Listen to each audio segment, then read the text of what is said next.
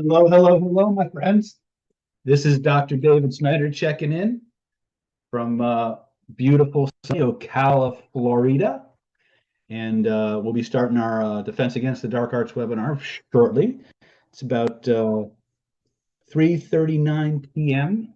Pacific time. You can hear the dogs barking in the background, so you're going to have lots of interesting accompaniment going on. Let's see here. Development's under, and I'm ready to learn. Okay, development's underway, and I'm ready to learn pants and sets. Good, pants on the ground. So, real quick. Hey, there's Stephen Wright checking in from Manchester, England. Special shout out to our brothers and sisters out in YouTube land. You know, like I said, we're trying to travel and keep the show going, so to speak. There is a little bit of a delay for those of you who are just joining us for the first time. We are streaming through Zoom through a platform called Restream, and we will be hitting like a bunch of Facebook channels and things like that. But if you want the closest interaction with me, you could always grab our Zoom link on our YouTube channel or in our Facebook groups and join us live in the Zoom chat room. A couple of things that I want to go over, and it's kind of my tradition when I do these webinars, is that to let people know that everything about what we are going to be sharing with you over the next 2 or 3 hours, and yes, it's going to be 2 or 3 hours. Our webinars tend to go a bit long, especially when there's a lot that I want to share. But there are some things I want you to be aware of so that you can get the most out of tonight's webinar. First and foremost, you want to make sure that you come in with an open mind and a readiness to have fun, to roll up your sleeves and do the drills and be as participatory in the drills that we do tonight as possible, because the more you participate in the drills, the more of a profound effect you're going to experience as a byproduct of the training. And so that's the first thing. So you're no one's going to watch you, lock your doors, close your windows, but do the drills and really have the experiences that we want you to have. Second, you want to be able to make sure that you have things to write on and to write with, because I'm going to be, once the webinar starts, hold on one second, please.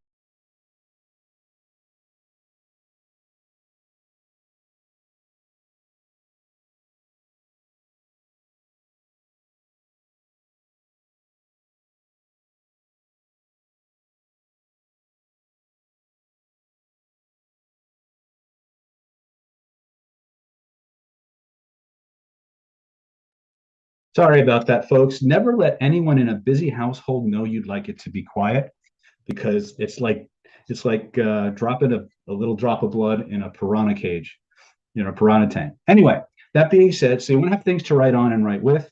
You want to make sure that you have some oxytocin stimulating substances or dopamine stimulating substances to keep your brain active through the entire 3 hours. The best about what we're going to be sharing with you tonight is you don't need to believe any of it. Tonight is all about real proven actionable things you can take out into the world and just start putting to work. Now, if I seem a little bit subdued, it's primarily because I'm not at my home workstation where I usually get to stand up and jump around and get my energy flying. So if I seem a little bit subdued, it's just because I'm using my road crew. I want to do a quick shout out to Moss and Mia, and Brandon's online, and my background team. They'll be taking care of you tonight. Couple of things. You're going to have questions. First and foremost, there's 3 ways to get your questions answered. I love questions, but we want to stay on target. So the first thing I want to be very clear is, if you have a question, post it in the chat. If you're coming to us through YouTube, there's about a 1 to 2 minute delay, 1 minute, 30 seconds, give or take, between when I speak, it comes through Zoom versus when it shows up on your feed. Now, your chat is in real time, which is kind of interesting. So if you type it in the chat, there's a better chance that I'll be able to respond to it in a timely manner. But there's going to be a lot of people on tonight, and I got 2 chats running at the same time. So there's a high probability that I still might miss your question. And if that's the case, keep asking it, right? So for those of you who are new, if for some reason I'm not answering your question, there's 2 possible reasons. A, I didn't see it, or B, the question you're asking runs the risk of taking us in a direction that is not the focus of tonight's webinar. And so if that's the case, I invite any of my Planet David veterans, people who've been around 3, 4, 5, 6 months, up to 10, 12 years. There's been a lot of people been around Planet David for a while using these skills and really making powerful changes. I invite you guys to answer their questions. The third way to get your questions answered, and it's probably one of the most efficient ways, is at the end of this webinar, there will be a replay. And so if you type your question in the comment section directly below the replay of this webinar, I make it a practice to go through all of the comments on my YouTube channel 2 or 3 times a day, and I delete the trolls and the porn links, and I answer all the questions put to me to the best of my knowledge and ability. So if you really, really want to answer from me, that's actually one of the most consistent ways to get your questions answered. Okay, so we're going to jump on in about 15 minutes. There will be an offer connected to tonight's webinar, and it's a really good one. If you were on the last webinar we did a couple weeks ago, where we did, I think it was Reprogram the Subconscious Mind, I gave an amazingly good webinar package, included a 3-day virtual healing intensive. That was our Christmas extra bonus. A lot of people have been ringing the phones off the hook trying to get in on that. But you want to stay until tonight's webinar, to the end of tonight's webinar, to make sure that you don't miss out on a single opportunity that comes your way. That being said, our webinars are traditionally divided into 3 phases. It's what I call a free-form webinar. Phase 1 of the webinar is the foundations phase, and this usually takes about 50 to 75 minutes. And what we do is we lay foundation to give you principles and techniques that you can take out into the world and start putting together to make change right away, to protect yourself from the bad guys, to ethically influence other people, to believe what you say, do what you want, find you irresistibly attractive, be loyal to you, all the good things that we want from our ability to influence, with none of the bad things. Phase 2 of our webinar is what we call the opportunities phase. This is where we're going to show you how to take the foundations and the techniques that you're getting kind of a sample platter of and show you how to get the whole buffet. Right? That phase 2, that lasts about 35 to 40 minutes, depending on the questions that we get. Phase 3 of the webinar is one of the most fun parts of the webinar, which is one of the reasons we save it for last. And that's what we call the applications phase. Applications phase is where we literally take the content of tonight's webinar and we customize it to exactly what you as a group want to know most about. Do you want to know about resistance removal? Do you want to know about how to detect lies? Do you want to know about how to flag and profile narcissists or sociopaths or Machiavellians? Do you want to learn how to make people say yes to you even when they don't want to? In an ethical and honest way? Do you want to generate attraction in people? Do you want to learn about hypnotic language patterns? Do you want to learn how to change beliefs in seconds? This is where we can start to really dip into the systems that have made the killer influence and what Defense Against the Dark Art system so famous and so powerful, and really kind of give you a sample platter of what that's like based on what you guys most want to know about. So phase 3 is always a lot of fun, but it builds on what we get in phase 1. So you're going to want to stay on through the entire course of the webinar. And yes, there is an offer. And now a lot of this I will probably repeat when I actually turn the cameras on. But just so I just want to, this is what I call my pregame warm-up. Historically, I like to get on, 30 to 20 minutes before the actual go button, to kind of let people know, hey, I'm here, I'm listening, I'm looking at you in the chat. And so let's see, John is asking, I'm curious to know what you think of Alan Watts' work. I got to be honest, John, I am not very, very familiar with Alan Watts' work. You would be amazed at, how much people tell me I'm like Neville Goddard, or I'm like Alan Watts, or some of the other rather famous people in the personal development field. But I haven't really studied a lot of their work. So all I can say is truth, regardless of the source. And so if things resonate with you, great. But because I'm reading this, and focusing on sound will allow you to get into a meditative state very, very quickly, because it causes entrainment. And entrainment's kind of like the secret to the universe. Okay. I like sound work a lot, both in terms of listening, but also in terms of projecting sound. In fact, one of the secret trainings that I've been given access to is advanced sound projection. and energy work, which I think is really cool, especially because I'm a martial artist. And there's always these hints that you could do interesting Dragon Ball Z things with sound. And you'd heard the legends and you'd hear stories, but you never get a chance to experience any of it. And then recently, in the past 2, 3 years, um, I've gotten deeper levels of access. I got access to some of these more advanced secrets on sound, probably 20 some years ago, 30 years ago. Um, but I only had certain number of drills that I was given access to, and so I work with those. But now I've got a whole lot more that I'm using in my healing fields. So it's kind of fun. So don't see you said the magic word sound, and that was it. Corey's hang wholeness and balanced vibrations to you, my brother David. Thank you.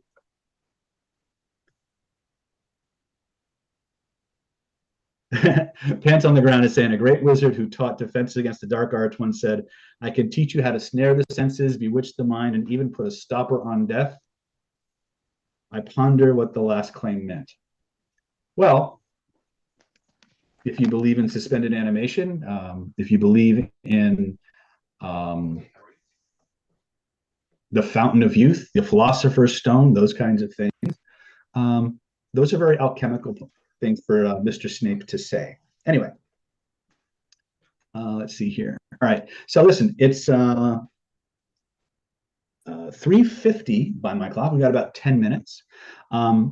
Be prepared to hear a lot of this stuff again when I actually turn the camera on and we start playing around a little bit. But in the meantime, for those of you who are on YouTube, those of you joining through Zoom, if you want to go ahead, if you're a first timer, type your name, where you're checking in from, and what you most want to take away as a byproduct of tonight's training. What is it as a byproduct of tonight's training that you most want to learn? If you got nothing else but this one or two things from tonight's training, what would it be? What would it be for you? Right? Hold on a second. Moss, you need to mute yourself. Okay. All right, guys, that's it. I will see you very, very shortly. Love you. Take care.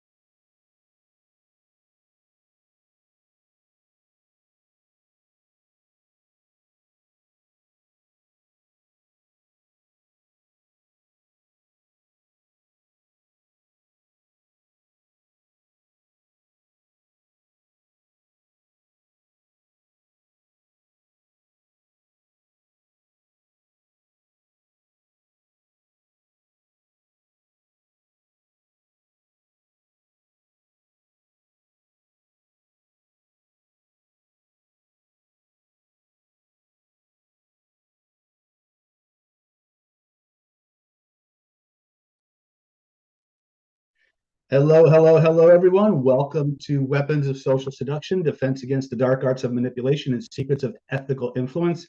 For the next 2.5, 3 hours, I'm going to be your host with the most, Dr. David Snyder, checking in with you.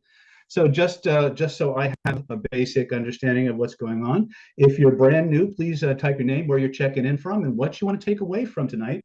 If you're brand new to Planet David, please type first time in the chat, and then if you've been around for a while, just type in where you're checking in from, your name, and how long you've been a student of Planet David. And we're going to go ahead and get right into some really cool stuff tonight. So while you're doing that, first of all, let me say nothing. Tonight's webinar is a focus on how do you use, the scope of influence, both on the dark side and the light side, so to speak. And sorry for a moment, I had a brain fart. So first and foremost, you're going to have questions, and I love questions. The problem with questions, of course, is that every now and then the question tends to threaten to take us off into a different direction. So if you have questions tonight, then once again, type in the chat if they're relevant to the point where we are in the webinar. Then we will go ahead and answer it right then and there. If the question is going to take us off down a rabbit hole that moves us away from the core content of tonight's webinar, then I will offer to defer answering that question until a later time. For those of you who are veterans in Planet David, if you have an answer for that person because of direct experience, then by all means, please feel free to answer that, as long as it doesn't take their attention too far away from the webinar. Best way to go about it after the question, as far as questions go, is at the end of this webinar, there will be a replay, obviously.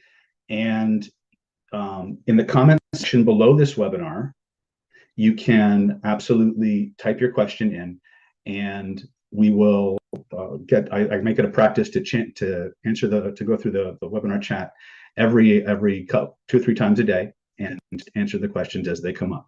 That being said, are you in the right place tonight? Well, first and foremost, by show of hands, let me ask you a question. How many of you would like to become more super attractive to members of the opposite sex? Anybody here feel like they'd like to have a little bit more oomph when it comes to that? Okay, cool. How about banishing fear and insecurity from your world? Would you like to have a little bit more opportunities in that respect? Excellent. How about to obviously protect yourself from the manipulators of the world and easily handle more difficult people? Would that be something that might be of use to you, maybe, right? Program yourself to create more, or to pull in more money, more natural abundance, things of that nature. Have people thinking and feeling and acting the way you want them to. If you see me looking off to the side, it's because it's the first day with my 3 monitor setup, and so I'm trying to balance everything out. So I beg your indulgence on that. Okay. So cool, excellent. So we're all in the right place, it seems. So is there anything I didn't mention that you'd like to take away from tonight's webinar, right? That I didn't mention in my little list. So I got lots of things here. Okay, good. Because there's a lot more you can do with the things I'm going to share with you tonight. But first and foremost, let's talk about outcomes. Tonight, my goal is to give you as much as I can in the time that we have. Because if this is the scope of everything there is to learn, we have time for this. So I'm going to take you as far down the influence and persuasion rabbit hole as I can.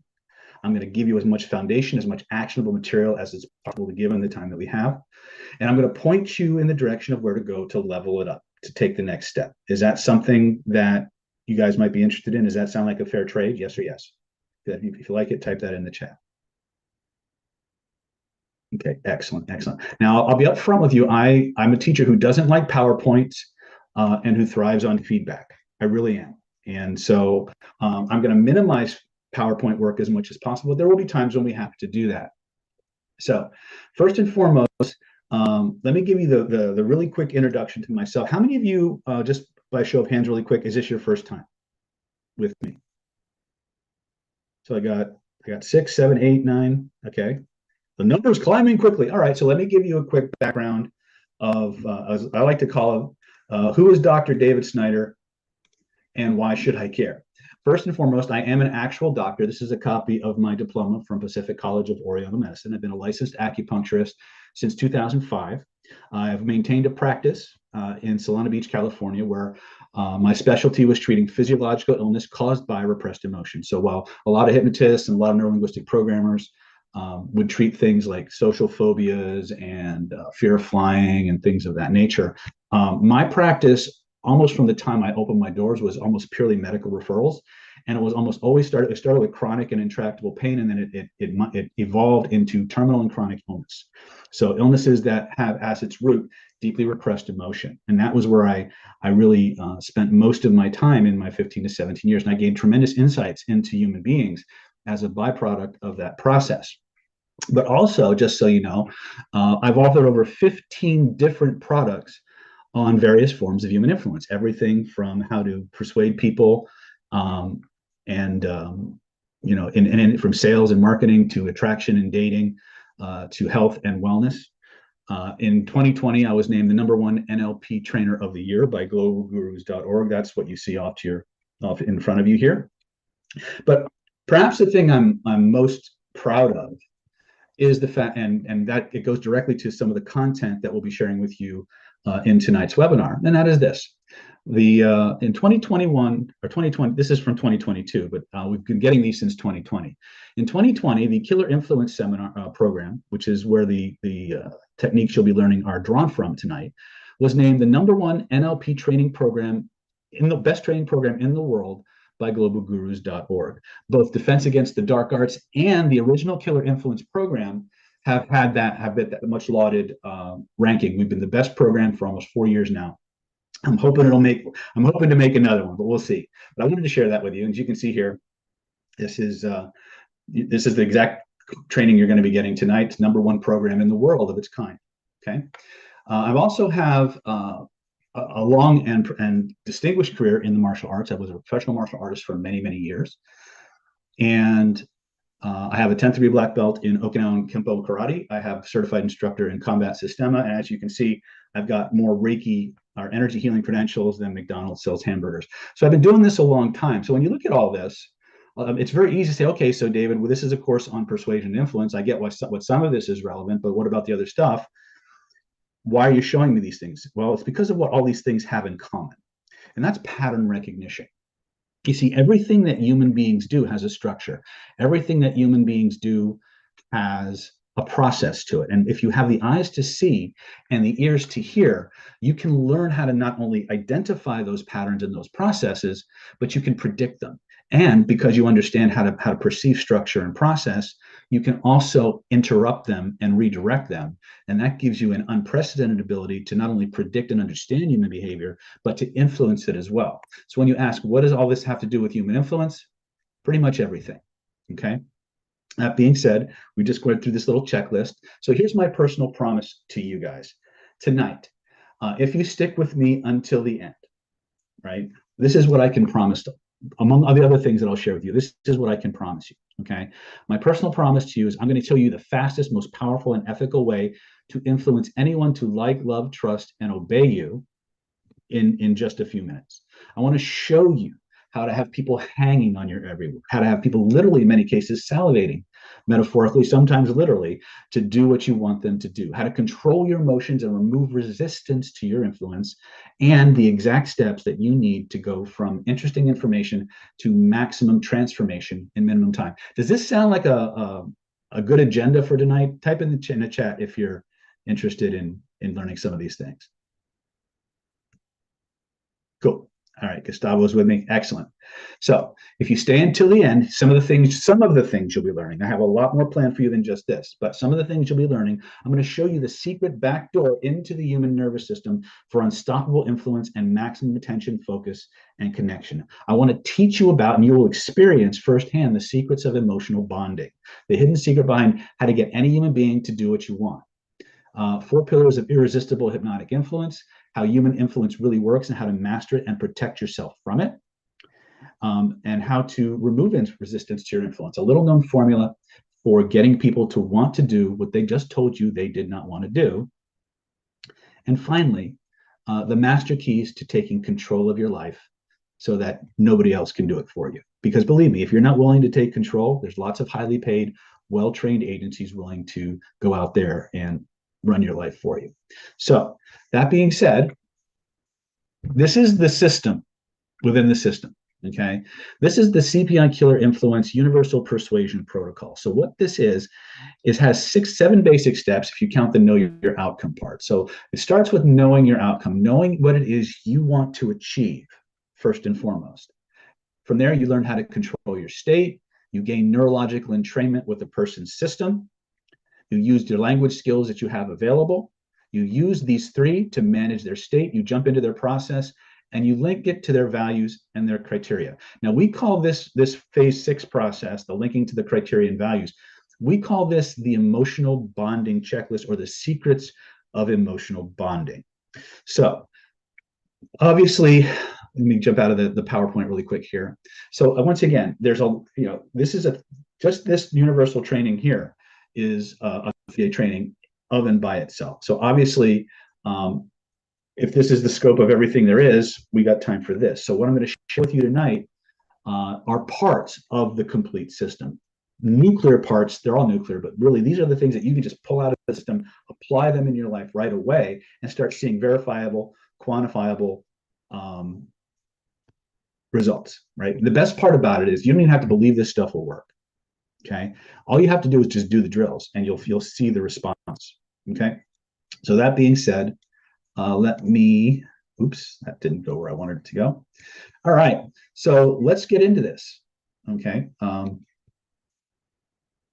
First and foremost, let's talk about controlling your state.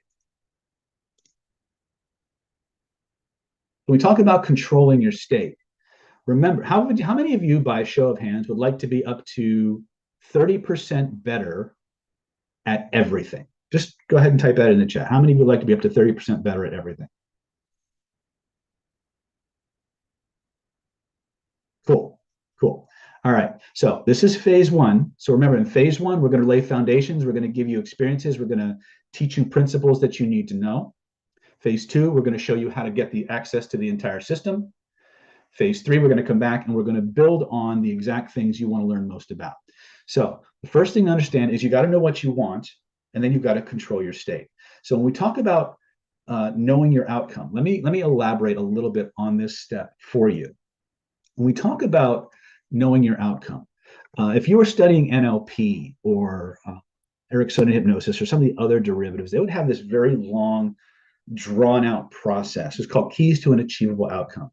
And it's actually a pretty good way to define outcomes that are have a probability of being achieved. But for most of us don't have an extensive background in neurolinguistics or anything like that. So the best way for us to really move forward is to say that know what you want and have a way to measure it, have a way to know if you're moving towards the thing you want or moving away from the thing you want, if that makes any kind of sense. Okay. So, and if it's something that's quantifiable, great. When I wrote my first program that I wrote back in 2005, it was called Secret Orgasm Tips. There was a chapter in there which was basically titled How to Make Any System of Attraction or Dating Actually Work. And it basically was summed up in 2 words: pay attention. Now, what did that actually mean? What it meant was have the ability to pay attention to the signals and the cues that you're getting from the people you're seeking to influence so that you can calibrate if you're moving towards your goal or away from it. Towards your goal or away from. Okay? So that's what knowing your outcome is about. Your outcome will determine everything else. You know, in martial arts and in like in tactical training, one of the things that they'll tell you is that your target determines your tool. I'm sorry, your range determines your target, and your target determines your tool. So there's this sequence of things that we have to look for. One of the things that when we start exploring influence is we have to look at 3 basic variables. Who are you in that interaction? And what are your values? What are your beliefs? What are your things you're willing to do? What are the things you're not willing to do? What are the values and the behaviors of the target? What do they want? What are the things that are important to those people? And how can you link what they want to what you want? Okay. Next, we have to define, okay, how do we make this person become the person I need them to be so they'll do what I want, right? And that's by what we call state control. Now, state control in our world is the ability to enter or exit any psycho-emotional state at will on demand at the drop of a hat. And there's two ways that you control your state. You can do it through your physiology, which we call physiological state control, obviously, and you have what we call volitional or cognitive state control. Volitional or cognitive state control is how we use our mind. Now, in most people are taught, and you're probably in that crowd, most people are taught that our mind controls our body, right? Now we use our willpower to exert our emotional control. But that's only true functionally if you have special training. In other words, if you're a high-level athlete, a soldier, it's like a special forces soldier, a high-level meditator, yogi, Buddhist monk, things of that nature. When you have those kinds of trainings, you can exert a much greater degree of control over your body by using your mind. For most untrained people, the inverse is actually more true. It's more functionally useful in that your physiology, what you do with your body, what you do with your breathing, will have a greater impact on your psychology. Okay, so you guys with me so far? Yes or yes? Cool. All right. So remember I said knowing your outcome. You got to know who you are and what you want. You got to know as much about your subject, the person you want to influence, as humanly possible. What do they want? What are their emotional needs? What are their emotional desires? How do you get that person to become the person you need them to be? So here's your first principle. Here's your first principle. Everything human beings do is in response to a feeling. It's either a feeling they want more of or a feeling they want a whole lot less of. Okay? Feeling they want a whole lot more of or a feeling they want a whole lot less of.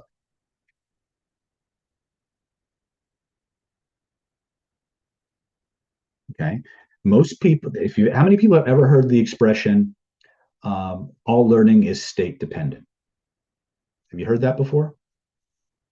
Okay. Well, all decisions are state dependent. So when you want somebody to change their mind, the hardest way to do it is by using logic or using rhetorical argument. Okay. If you want to change a person's state on a consistent behavioral level, the fastest way to do, or change their decision, I should say, the fastest way to do that is to change their emotional state. Right? Now, all emotional states have at their core a body feeling. So let me give you the next principle, and that's this. All emotions are feelings, but not all feelings are emotions. Let me repeat that. All emotions are feelings, but not all feelings are emotions. Does that make sense? So, for example, hunger. Hunger is not an emotion. Hunger is a primal urge. It's a drive. It creates a body sensation that our neurology and our limbic system then attaches a meaning to, and then that meaning connects to certain memories. And now all of a sudden, being hungry means you're angry or impatient or whatever. So all emotions have a feeling component to them, but it's the meanings that our neurology assigns to those body feelings that determines what name we give it. And the behaviors and the perceptual filters that our brain brings to bear on a situation as a result of that. Okay, so that was a big chunk of information right there. So right now, type in the chat what questions you have about what I just said, if any.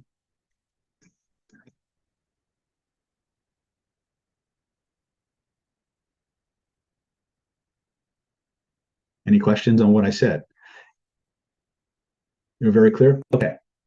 Okay, so when I say that everything human beings do is in response to a feeling they want more of or a feeling they want less of, this is what you can begin to really understand. Human beings inherently, from their fundamental reptile brain, move towards things that give them pleasure and away from the things that bring them pain. Your job in terms of ethical influence is to find out most clearly what people want and help them see a way to get it. Unethical influence many times is focusing on what makes people want to run away or what they want to avoid. Right. So we're gonna play a little bit in the sandbox of emotions because this is where the most power lies. It's not in rhetorical argumentation. It's not necessarily even in hypnotic language patterns, as a lot of you might believe, although they are extraordinarily powerful. But when they're leveraged within a certain psycho-emotional state, those patterns have even more power. So everything human beings do is in response to a feeling. It's either a feeling they want more of or a feeling they want a whole lot less of. So the first thing I want us to do tonight is I want us to have an experience of that. I want us to be able to understand the power that our emotions have and how to begin to develop the ability to enter and exit any emotional state on demand at will. Okay? So let's start with this. How many of you, by show of hands, can feel good for no friggin' reason?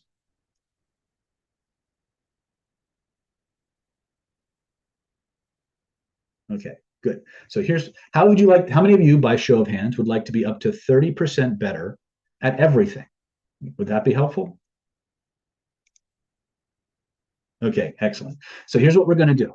Okay, I want you guys, if this next exercise, what I want you guys to do now is I want you to remember if you're driving, don't do this because this involves eyes closed. It's going to involve a little bit of trance work. But one of the things I want us to do is I want us to have an experience of what we call physiological state control. Physiological state control allows us to interrupt any emotional pattern that we have so that we can enter into something else. So one of the things that I want you to embody as you move through the world and you start exerting more and more influence is something called the playfulness attitude, or the energy of being playful and casual and things of that nature. So one of the things that the FBI discovered many years ago was that when the hostage negotiator would enter into the interaction with the bad guys, the hostage takers, and he approached that interaction with a fun, playful, easygoing, let's see what happens energy, he was up to 30% more aware, 30% more persuasive, 30% more adept and able to improvise very quickly. Basically, he was pretty much up to 30% better, 31% better at everything. Even more importantly, perhaps, is that the bad guy, his counterpart, the hostage taker, was up to 31% more compliant. Okay, let me repeat that. 31% more compliant. Now, think about your hit rate in your life right now. Think about how often you hear yes, how often you hear no. What's the percentage? Right? What if you could up that yes rate by another 30%? How could that change your life if you could do that?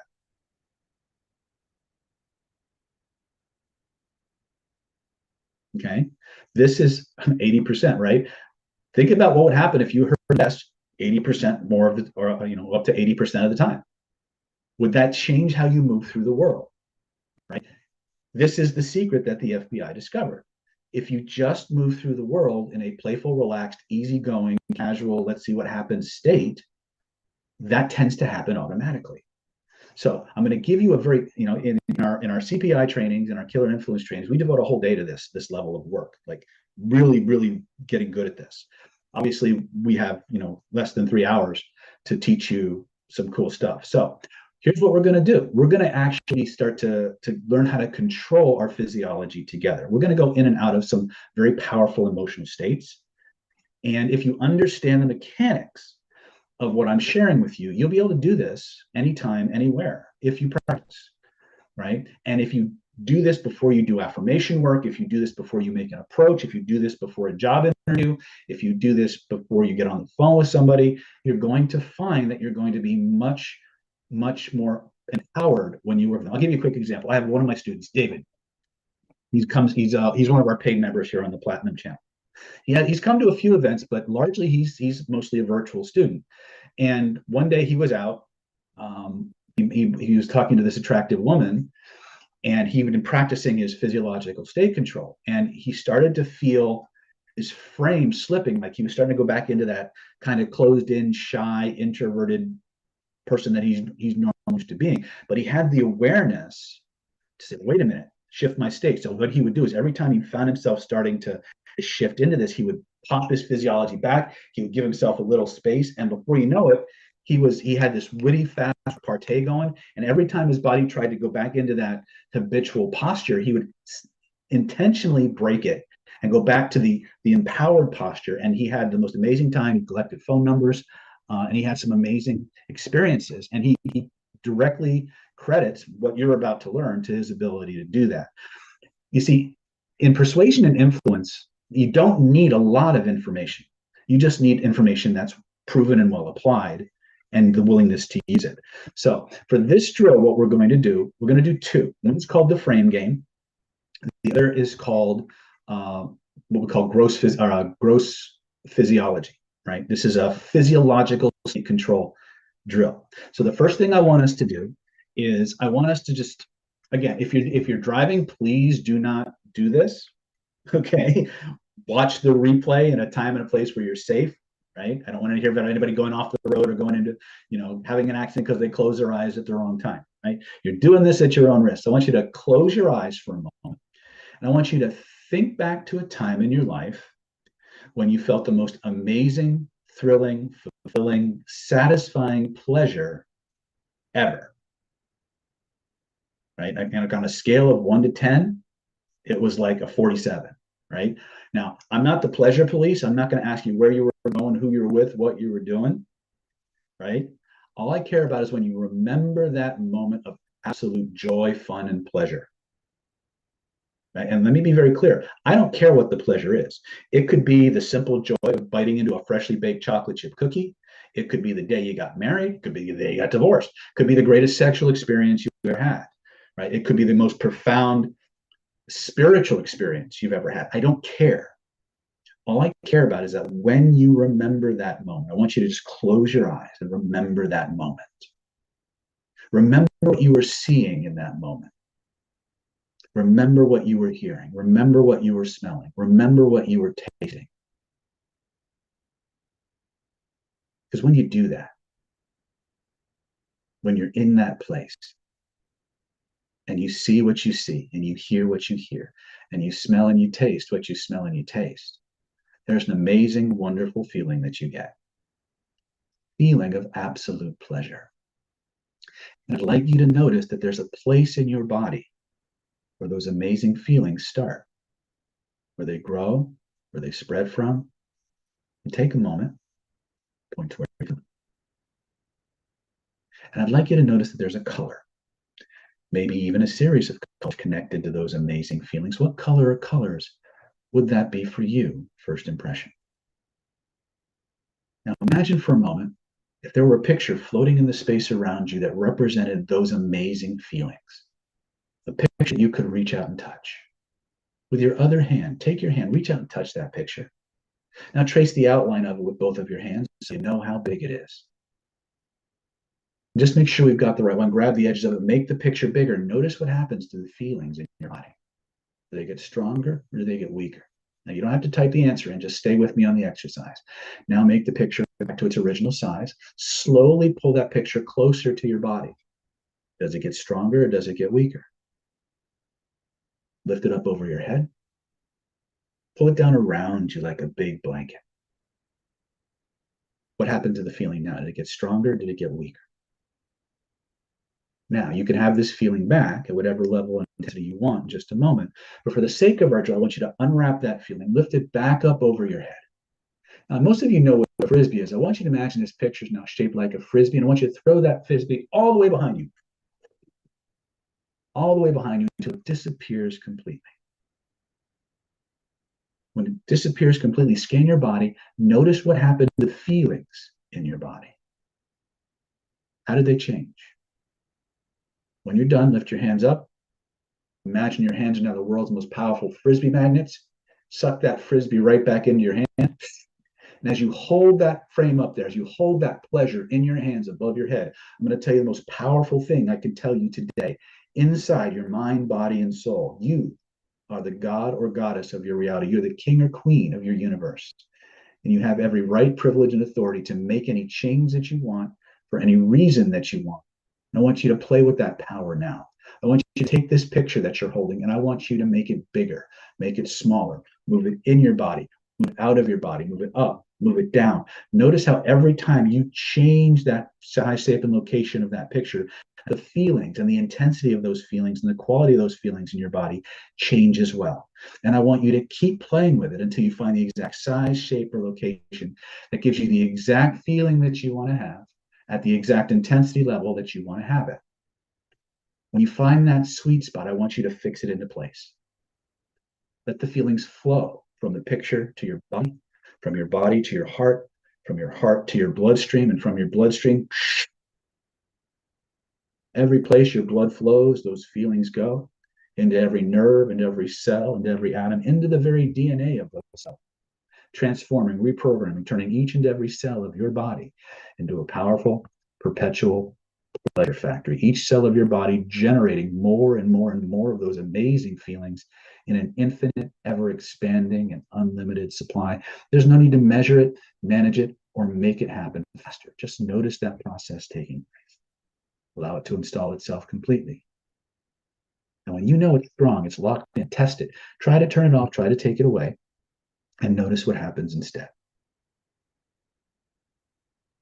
When you're satisfied, it's locked in, stop testing. Go ahead and type your experience in the chat.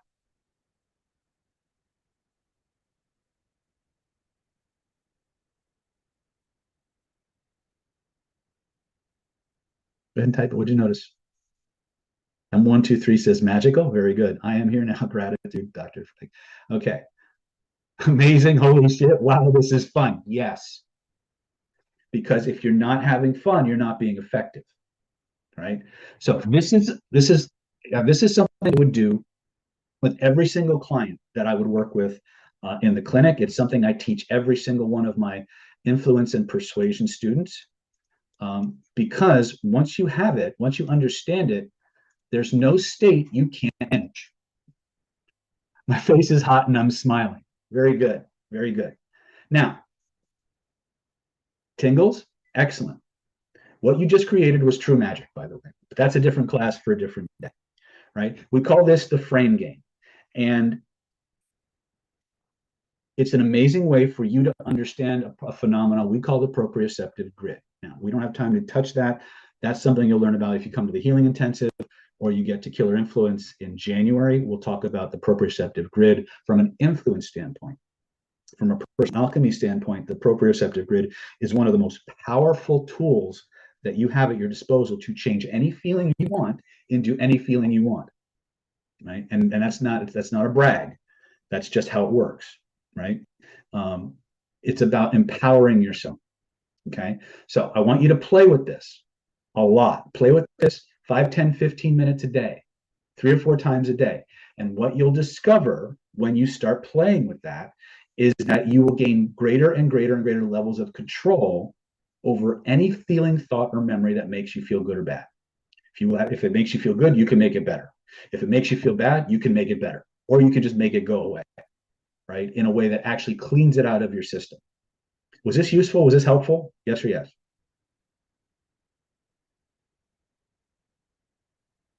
Cool. Excellent. All right.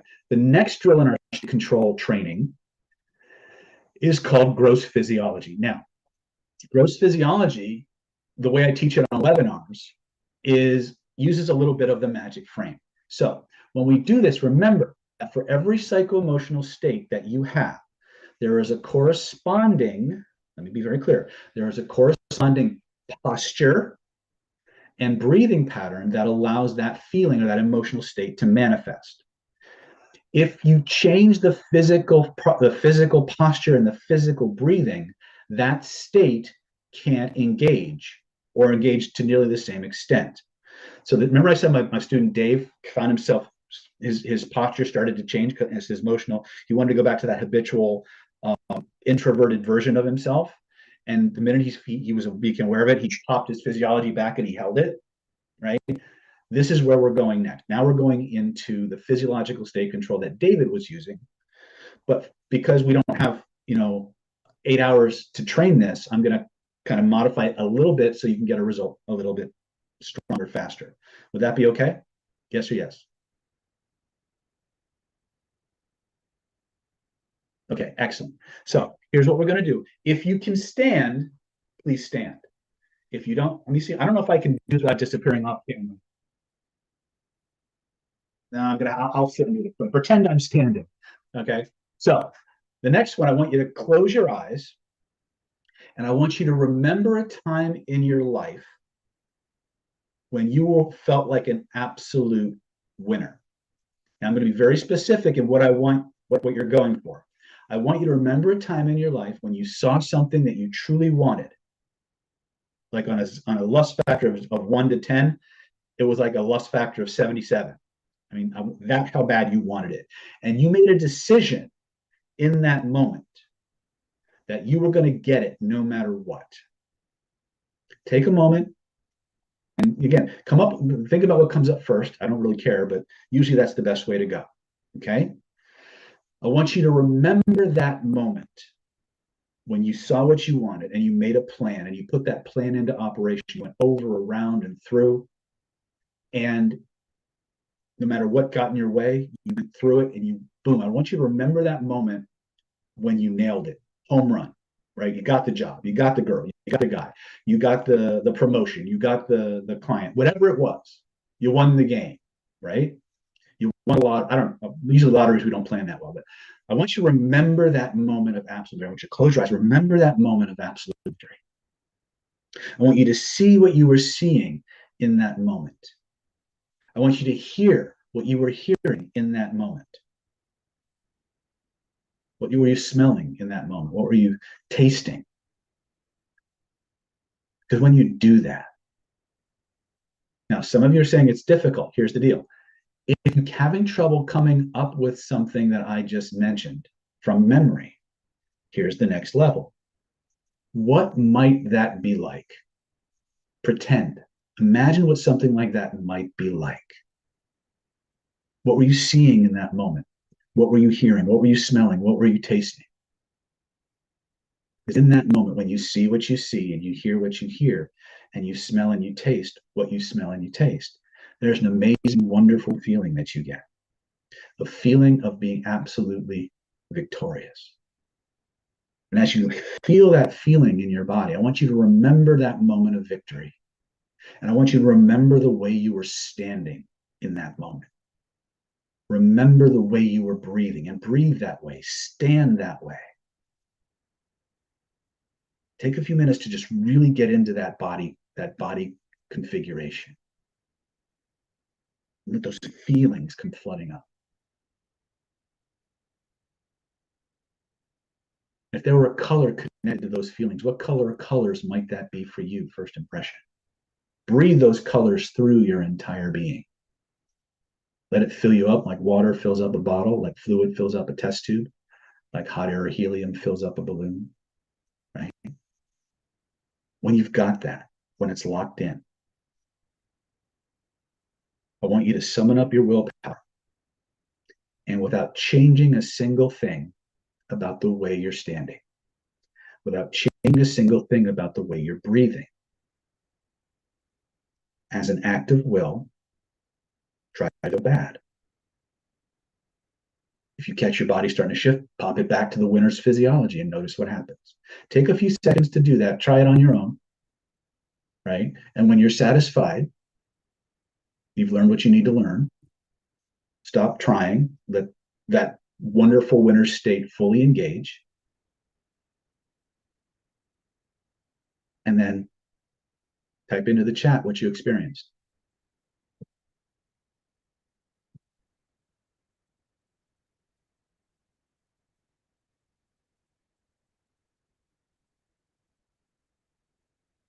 Jack says, I won. Excellent.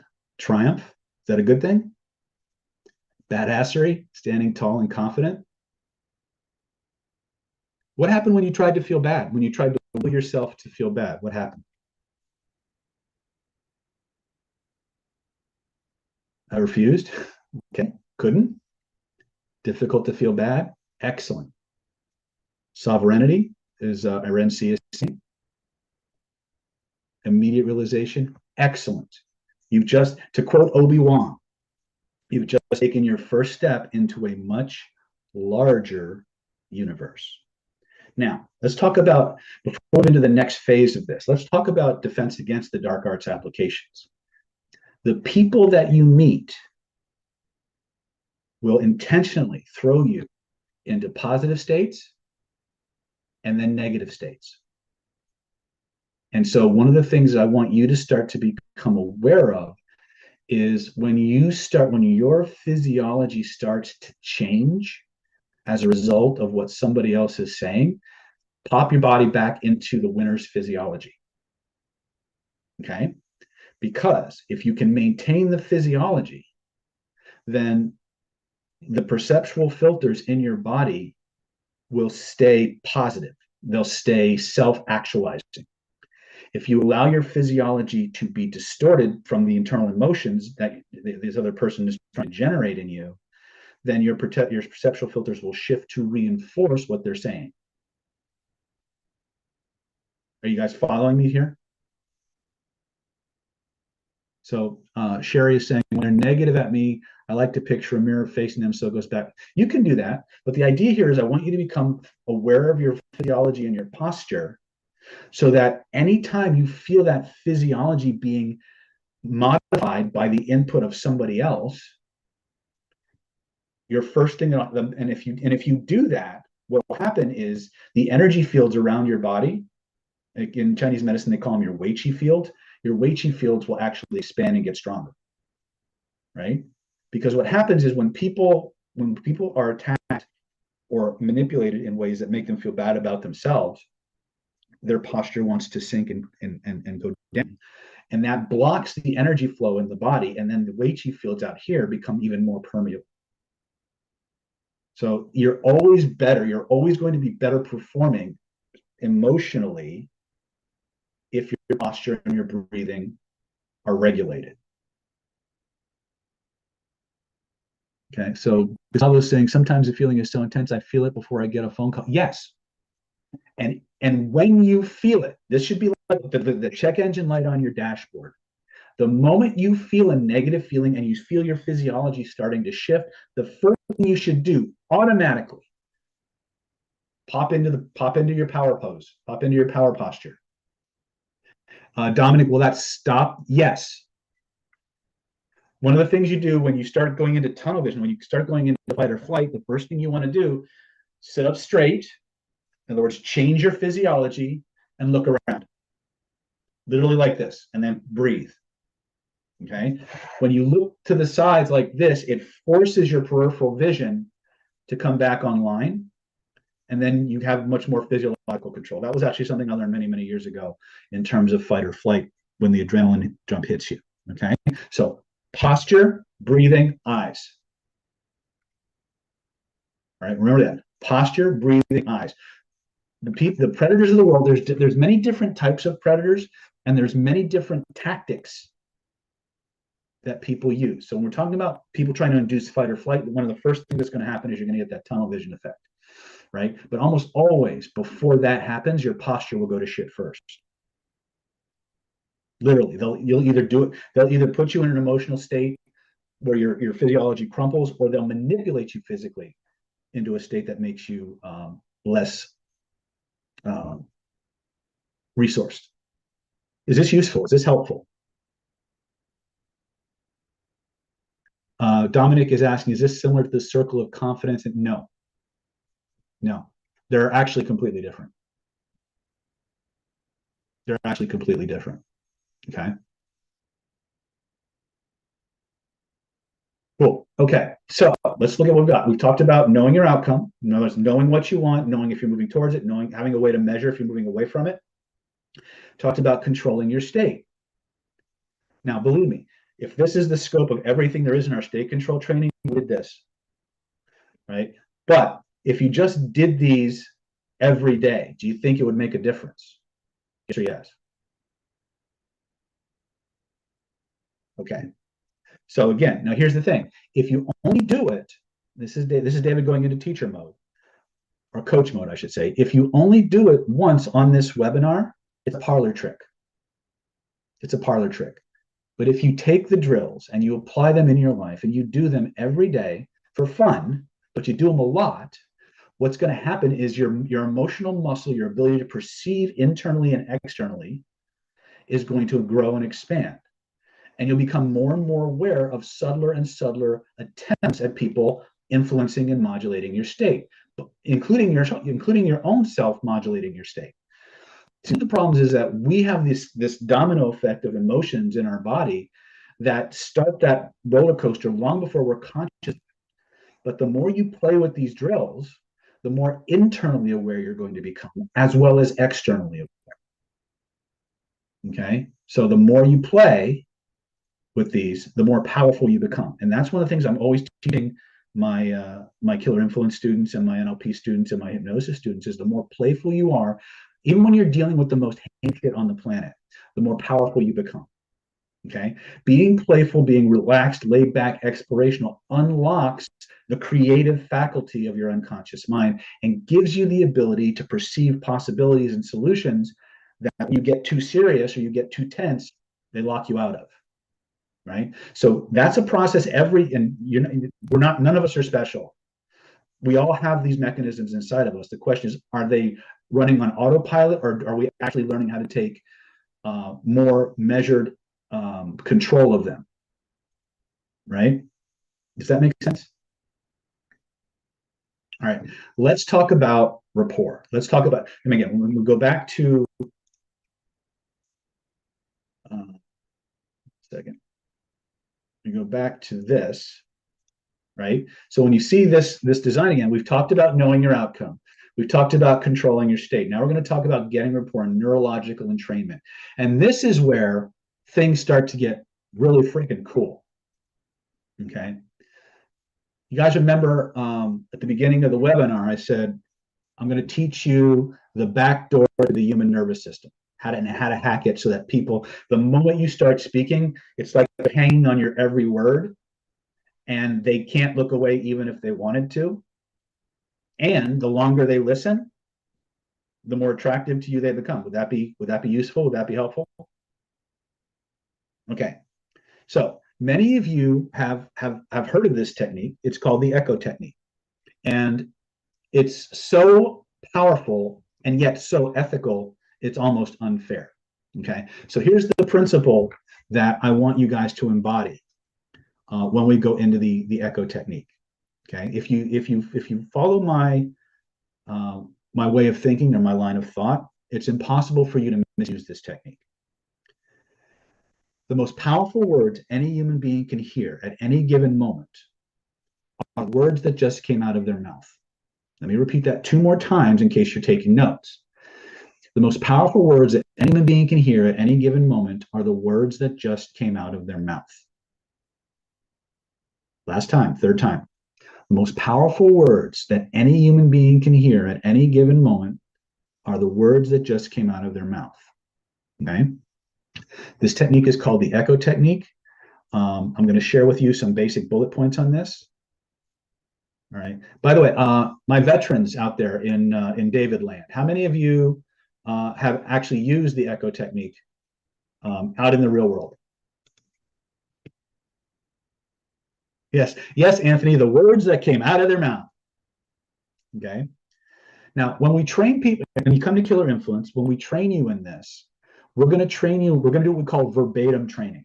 In other words, we want you, when you're doing this in training, we want you to use as many of their words in the exact order, as close to the exact order as it came out of their mouth as possible. Now, why would we insist on that? A, because it's going to make you feel uncomfortable. And we want you to feel uncomfortable. Why? Because it taxes your brain. It's going to put a certain kind of stress on the language centers of your brain and your memory. And what's going to happen as a byproduct of the training is that you're going to be able to remember longer and longer and longer and longer strings of information that your subjects tell you. And that enhanced ability to remember causes you to have a deeper level of attention and entrainment with that nervous system.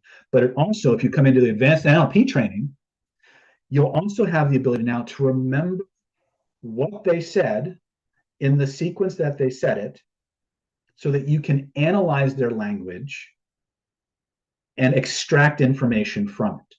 And that's what advanced NLP training is really all about. It's about being able to harness somebody's language, analyze it, pull out certain kinds of information embedded within those language patterns, that person's language patterns, and then use it. You guys remember at the beginning of the webinar, I said that what all these things have in common? Pattern recognition. Every form of human communication has pattern and structure to it. In advanced NLP training, at least in my world, that's where you dive into all the gold that's buried in their language. But for influence purposes, for actual real world influence purposes, you don't need that. Because what NLP wants you to do in the advanced levels is a form of analysis. It's a form of intervention. And the way they want classical NLP wants you to go about it will actually keep most from ever being able to do it in a real world sense.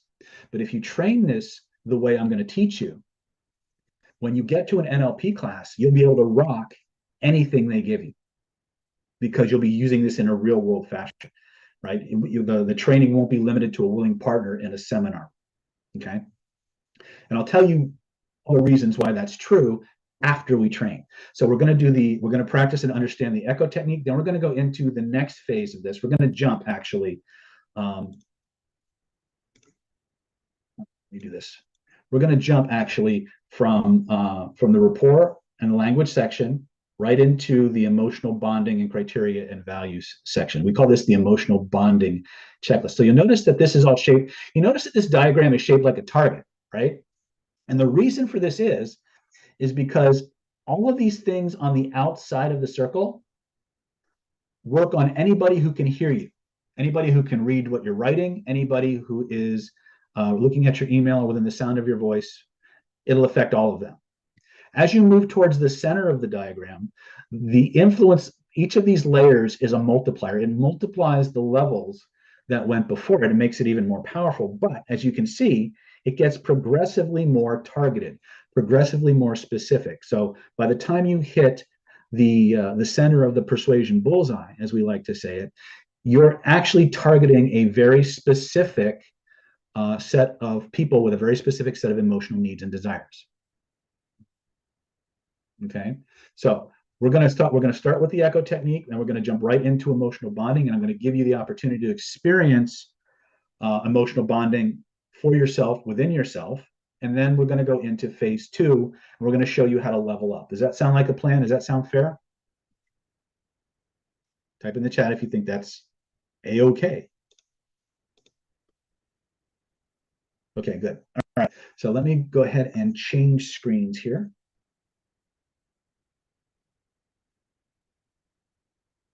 And here we go. All right. This is where it gets fun. This is called the echo technique. And I like to say this is how to get maximum attention in minimum time. The echo technique, ladies and gentlemen, is in fact the most powerful way for one human being to communicate with another human being. It literally forces a person's neurology to pay exclusive attention to you, to the exclusion of everything else. It allows you to, how many people here hate small talk? Anybody?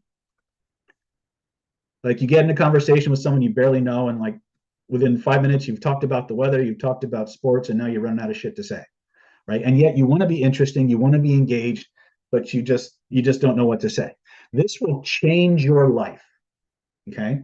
Because the moment you repeat a person's words back to them, it signals a very, very powerful message to their autonomic nervous system that you heard them, you're paying attention, and that you're just like them. Just hearing their words come back to them in a sincere and honest echo will dramatically change how comfortable a person feels with you. Okay, it will prime your target to keep talking and give you more and more and more information about them. And that's the best part. When the person hears their very own words coming back to them, they feel heard, understood, vindicated, and validated, and they just want to keep talking. Dan says you can make this again. You absolutely can. You absolutely can. So like I said, it sends very powerful signals of sameness. So if you go back to our diagram, 1 second, right? Notice this: control your state, get rapport, use your language. The echo technique actually does all 4 of these.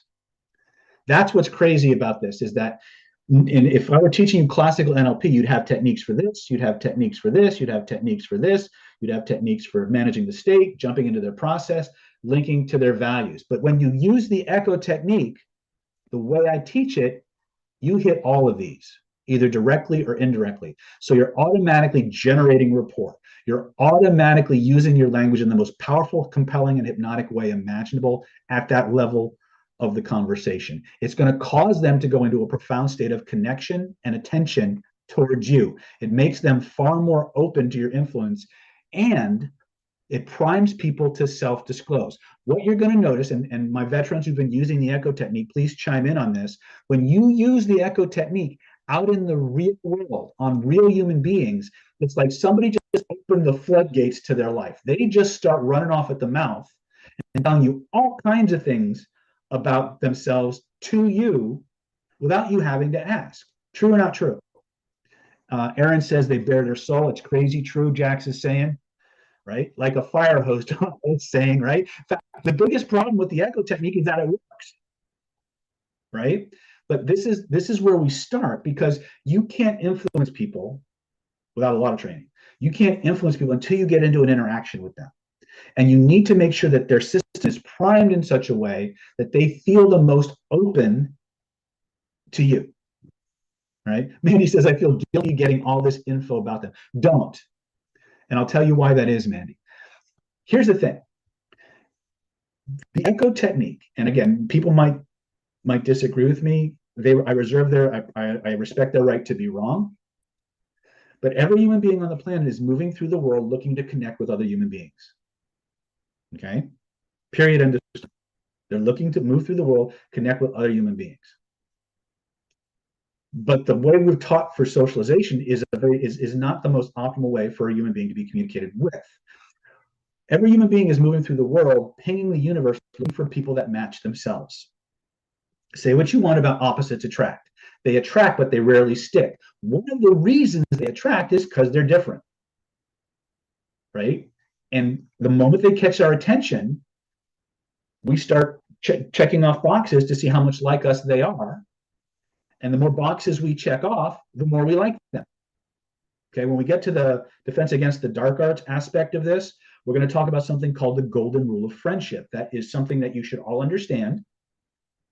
As you learn the echo technique and you're applying the golden rule of friendship. But remember that predators are going to hack that rule. And you have to know the dynamics of that if you want to be effective at protecting yourself from it. So let me explain the ethical use of the echo technique. If you move through the world and you come from a place of understanding that the echo technique is the most evolutionarily perfect way to communicate with another human being. If there were a textbook way that one human being was biologically designed to want to be communicated with, it would be the structure of the echo technique. Robert Beck is asking, is there a wrong way to use it? Yes, and I'm going to give you that fundamental distinction. It's not wrong, per se. It's just one that might have some more drawbacks to it. If you understand that the echo technique is the most desirable way for one human being to be communicated with, like it's a gift, then and you use it in the way that you know it gives them the gift of being heard, understood, validated, and paid attention to on a level that they rarely get the attention that they get the attention from. That's how you use it. So what happens is if you come from that place and people say, well, why are you repeating the words that I'm saying? All you have to do is look at them and say, look, I want you to know that I hear you and I understand you. And I want you to understand that I'm really getting what you're saying. Is that okay? Now, if they say no, this person has deeper issues and you're not. But what will happen every now and then is you'll get someone who catches that you're echoing them, right? And they'll say, why are you echoing me? And you'll say, well, you'll kind of stumble over your words and your brain will collapse. Or you'll be using, this is one of the more unethical ways to use the echo technique. Because you know the power of the echo technique, you can use this in ways that are inauthentic. You can use this in way as a trick to get rapport with people without having their best interests at heart. And so in NLP, there was an old chestnut, an old belief that said if you're trying to do rapport skills on another human being and they catch you and you keep doing it, it will piss them off. No, it actually doesn't work that way. What happens though is if you're doing rapport skills with people and they catch you and you stop doing it, that's where all the negative stuff comes in. Because when you buy into their frame, we'll talk, and in part 3, we'll talk about frame control. The person that controls the frame around an experience controls the game. When you stop using specific types of rapport techniques, that signals that you have an agenda other than being yourself and communicating in a way that's authentic.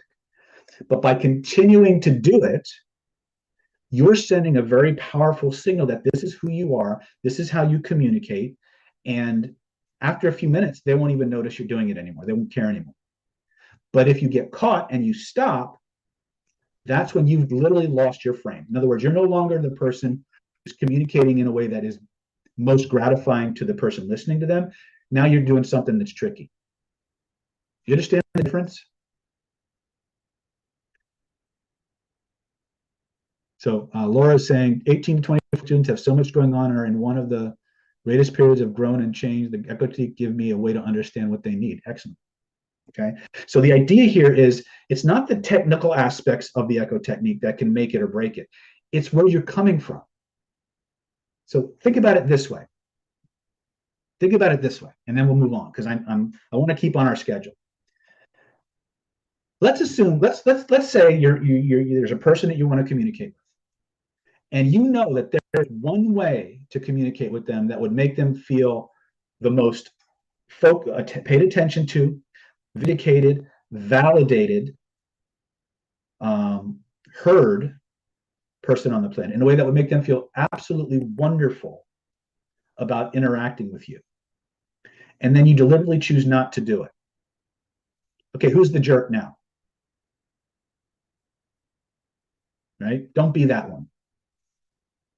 Neurologically speaking, and again, I say this from thousands of case studies, thousands of hours of real application, both in the clinic and outside of it. The echo technique is the most fundamentally gratifying way for one human being to communicate with another. And it doesn't really seem to matter if it's over the phone, in person, through email, via text or chat. Just getting their words back takes the conversation to a whole other level. And here's the best part about this. It eliminates the burden of small talk from you. The longer these people talk, the more connected and trusting and attracted to you they tend to become. Okay? They can't not pay attention to you. In fact, the one thing is so powerful. I do ask, it's kind of a joke, but it's true. When you're out in the real world, be very respectful who you use this with. Like if you use this with a server, like a bartender or a waiter or a waitress or a hostess, if you do this for a length of time, they will become so connected to you, so focused on you, they'll ignore everybody else. And that may be a great way to get free desserts, but you might get them in trouble with their boss, right? But go out there and play with this with human beings. Don't have any agenda other than to echo people's words and watch the response that you get. Now, there's one other thing I'm going to warn you about before you go out and you play with this, and that is simply beware of the spotlight effect. There's this phenomenon that we, a kind of self-consciousness that we get when we go out into the world and we start communicating with people using a technique that is not our normal, organic, native way of communicating. We call it the spotlight effect. And then there's this belief that because we know we're doing something different than what is natural for us, the other person that we're doing it with will perceive it too. And that's completely not true. That's a completely self-contained experience. So understand that even though you know you're not communicating the way you would normally want to be communicated with, the person you're communicating with is getting exactly what they need and how they need it to feel heard, validated, and understood. Mandy says, I don't want the responsibility. People think I am there anytime they want to talk. Well, this is where boundaries come in. And remember, anything you set up, you can break. If you want to see people's lights go out really, really quick, just stop echoing. And the fire will start to die down a little. If you really want to just start mismatching what they say, and you'll feel that connection snap. Most of the time, you don't need to do that. Okay. Questions about the echo technique?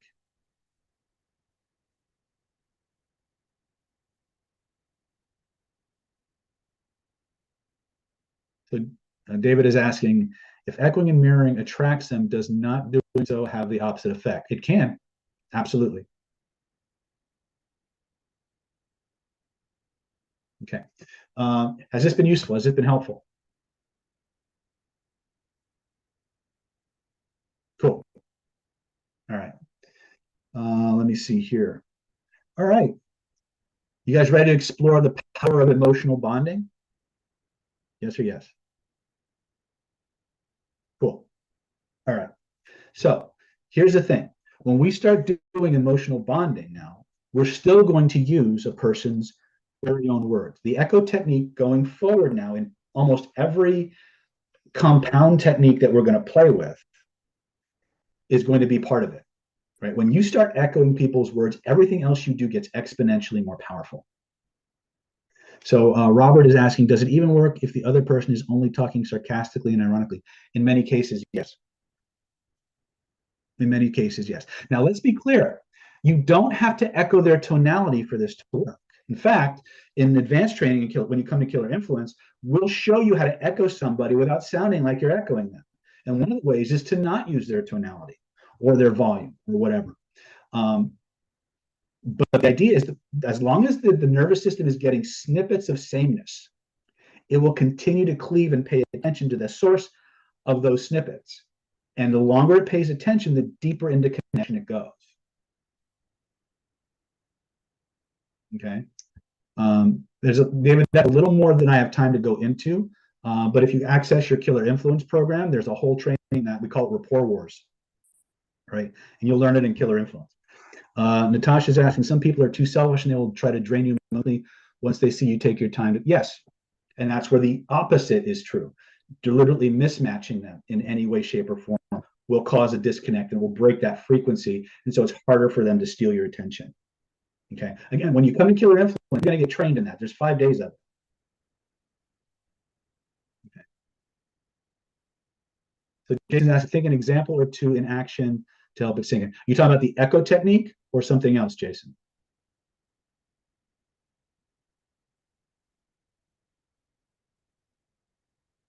Okay. I usually do a little demo. So one of the most when I had my martial arts school back in Coral Springs, Florida, in the early '90s. This is how I would answer my phone. Ring, ring. Good afternoon, Coral Springs Martial Arts Academy. This is David. How can I help you? Oh, hey, David. My name's Bernice. I saw your sign outside the gym, and I'm interested in karate lessons for my 10-year-old son, Josh. Do you think you can help me? Oh, hey, Bernice. How you doing? So you're saying you saw my son outside the gym, and you were interested in karate lessons for your 10-year-old son, Josh? And of course, I can help you. Great, David. Thank you so much. Can you tell me more about your school? Well, sure. Let me ask you a question, Bernice, before I tell you more about my school. What is it that's important to you about karate lessons for your 10-year-old son, Josh?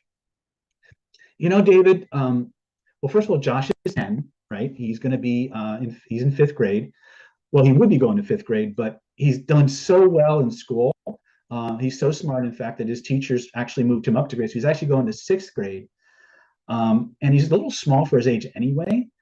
And I'm afraid the kids are a little bigger, and he's going to be surrounded by all these big kids. And I heard that martial arts was a good way for kids to get more self confidence and focus, and to be able to protect themselves, from bullying and things like that. Do you have anything like that that could help me in your program? Okay, so let me see if I understand you better, Bernice. So Josh's son is 10 years old. Your 10-year-old son, Josh, and he would be going to fifth grade, but he's so smart, in fact, that his teachers actually moved him up to sixth grade. And you said he was a little small for his age? Yeah, David, he's a little small for his age. Can you help? Yeah, absolutely. And you said that he's really smart, but the kids are going to be bigger than him. And you told that martial arts was a great way for children like Josh to develop confidence and protect against bullying. Is that correct? Yeah, David, can you tell me more about that? Absolutely, Bernice. Look, for decades, for centuries, in fact, the martial arts has been a powerful way for children, especially Josh's age, to develop focus and confidence and to fight off and defend against bullies and people who are bigger than themselves. And it's, we have different ways that we can to help Josh with that. So I'm curious, which of the three things that you mentioned, focus, concentration, bullying, would you feel is the primary need for Josh? Well, David, focus and confidence is obviously, concentration is obviously, a big thing for me. But I'm really, I guess I could say I'm kind of worried about the bullying aspect of it. I really want to know that Josh can take care of himself and stuff. I understand. So obviously focus and concentration, even confidence, are concerns, but it was really the bullying you're focused on. And I'll tell you, the martial arts is one of the best ways for smaller people to be able to realistically and consistently protect against bullying. In fact, just the training itself will cause Josh to stand and move in a certain way that people will see him as not somebody who's going to be easy pickings. And in the off chance that somebody actually does put a hand on him, you'll find that Josh will rapidly develop the ability to protect himself and to send a very powerful message that he's not somebody that's going to stand up to bullying. Does that sound like something you'd be interested in? Oh my God, David, that sounds amazing. What do I have to do? Well, it's real simple. We have different ways that Josh can get into the program. We have a 2 free lesson and 1 group lesson programs with a free uniform, but we also have a 3 private lesson deal if you want Josh to get more of a one-on-one introduction to the art. Which one works better for you?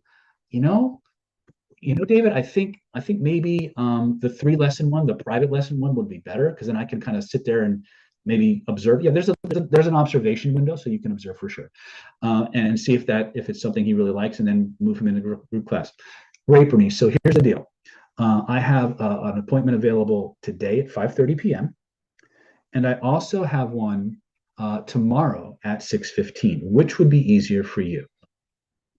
Well, David, I think maybe the 5:15 today, because then I can, we can just get on the road and get this thing going one way or the other, find out if he really likes it, and if it's something he's going to resonate with. Perfect. I'll see you and Josh today at 5:15. I'll just take some other information and we'll get you guys going on the fast track to more confidence, focus, concentration, to put a dead stop to that bullying that he may or may not ever encounter. Does that sound like a plan?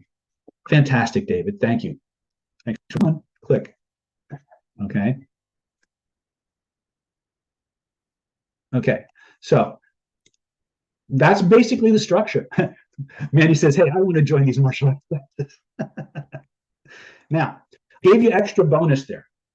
Okay. What I actually did with that particular demonstration was actually incorporated the next drill that we're going to do, which is called the emotional motivation or the emotional bonding checklist. I took 1 or 2 of the criteria that Bernice gave me. I said focus, concentration, confidence. I kind of vacillated it, and then the bullying thing, right?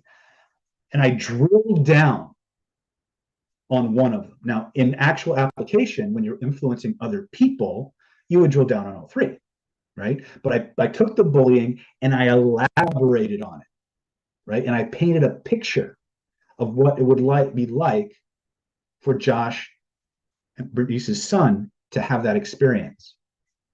Okay, so there's a structure to the emotional motivation, emotional bonding checklist. Now, could you hear the emotion in Bernice's voice when I hit certain words? Yes or yes?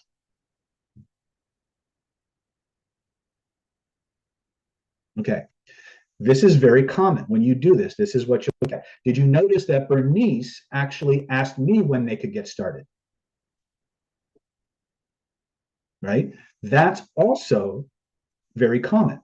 Not always, but how hard was my close?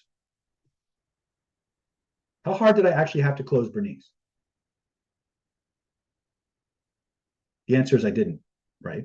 All I had to do was give her a choice and let her pick, right? And that actually is more common than anything.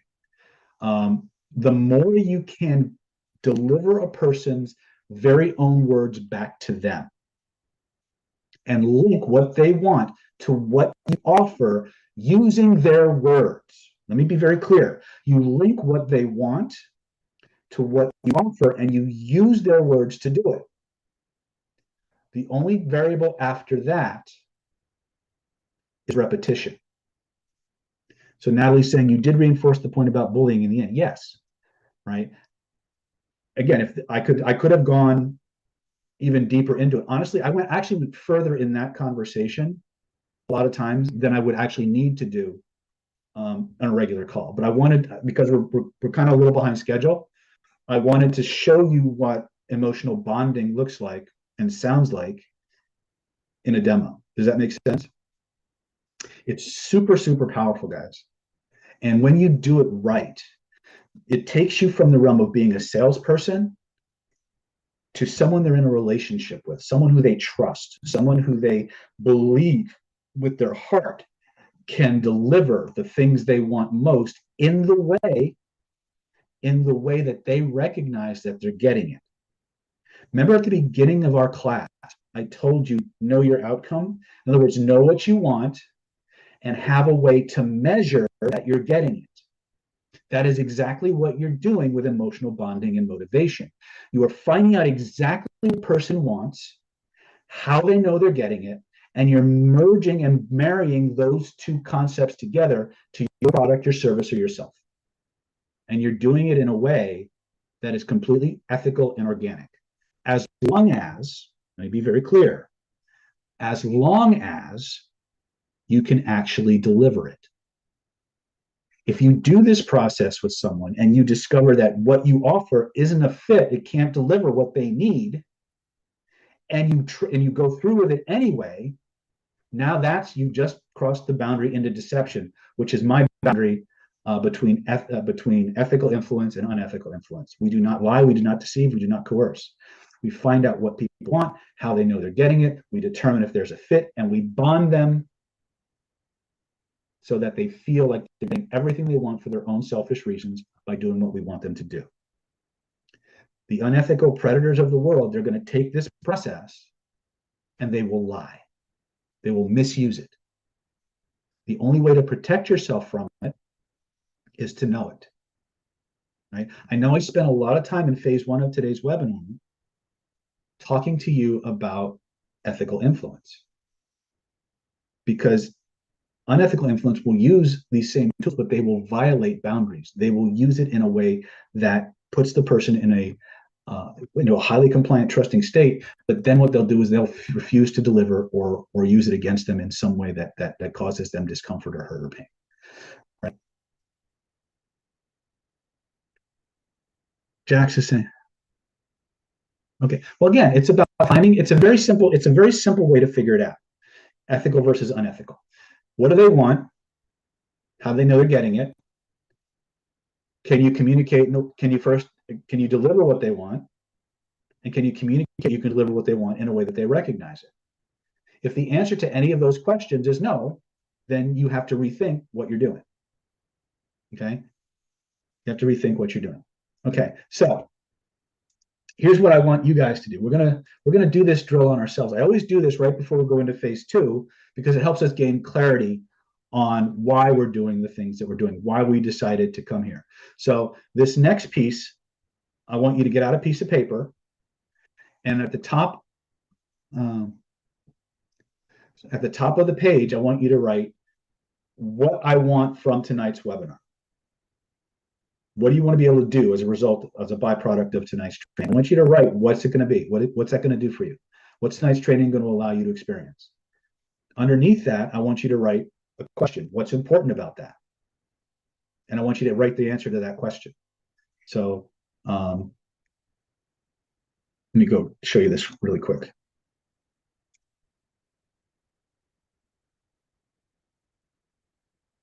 Okay, so the question is, what do you want? Write your outcome. Underneath that, I want you to write what's it going to do for you, and pay attention to the exact words that your brain uses. Okay? As you write the answer, underneath that, what's important to you about getting this? Right? And write your answer. Use the words that come up first and use the exact words. And then finally, once you've written out this answer, You're going to ask a third time what's important to you about getting it and write that answer. And then if you have enough emotional bandwidth, ultimately, if you had all of this, the A, the B, and the C, if you had all that, what's important about that? Write the answers. Okay. So when you've done that, just type done in the chat and I'll tell you what to do with it next.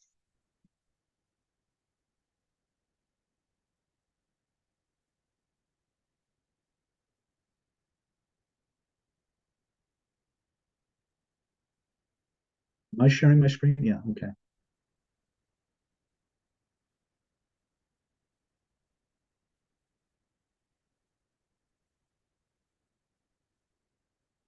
Okay. Mia says yes. Melissa, if I ask, done. Dan says done. Excellent. So you should have A, B, C, and D.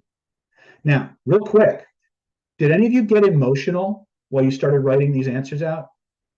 Yes or no?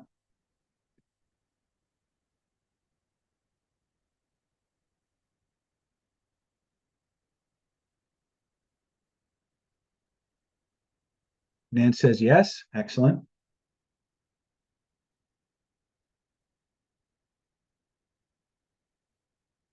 Okay. Very good. So Samit says no, he didn't. Okay, that's fine. We might need to drill down a little more. Okay, excellent. Gravy. All right. So I don't have a tablet with me, so I'll just use my phone. So here's what we're going to do next. I want you to take your sheet of paper or your phone or wherever you've done it on. I want you to hold the notebook or whatever you've written it on at about a 45-degree angle, and I want you to focus visually on the answers to A, B, C, and D. And out loud, I want you to speak. If you're not done yet, keep going, Samuel. It's fine. Or Summit, it's fine. Right? And I want you to speak them out loud 5 times. Just go from A to D out loud 5 times. Pay attention to how you feel at the beginning of that process. Pay attention to how you feel at the end of it. And then when you're done, type in the chat what you experienced. But really commit yourself, absorb yourself for a few minutes in this exercise and be fully present with it. Okay?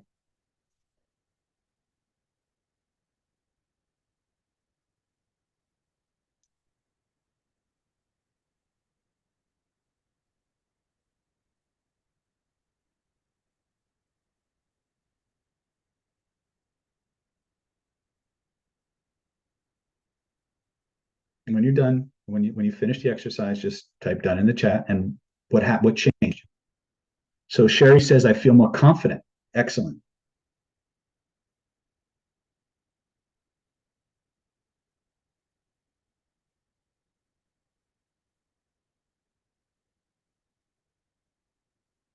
Anybody else? Same as Sherry. Someone says, excellent. Very good. Let's see. Anybody else? Feeling more connected to others. My body posture seemed to grow. Excellent, excellent, excellent. Okay, good.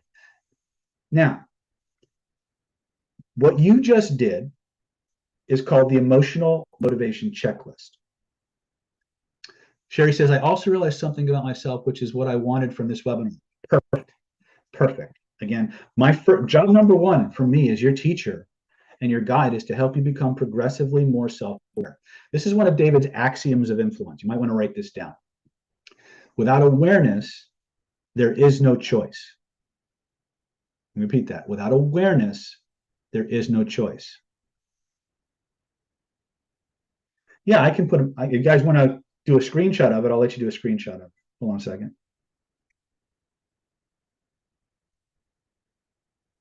I apologize if I'm going a little fast. I'm trying to keep to the schedule that I promised you.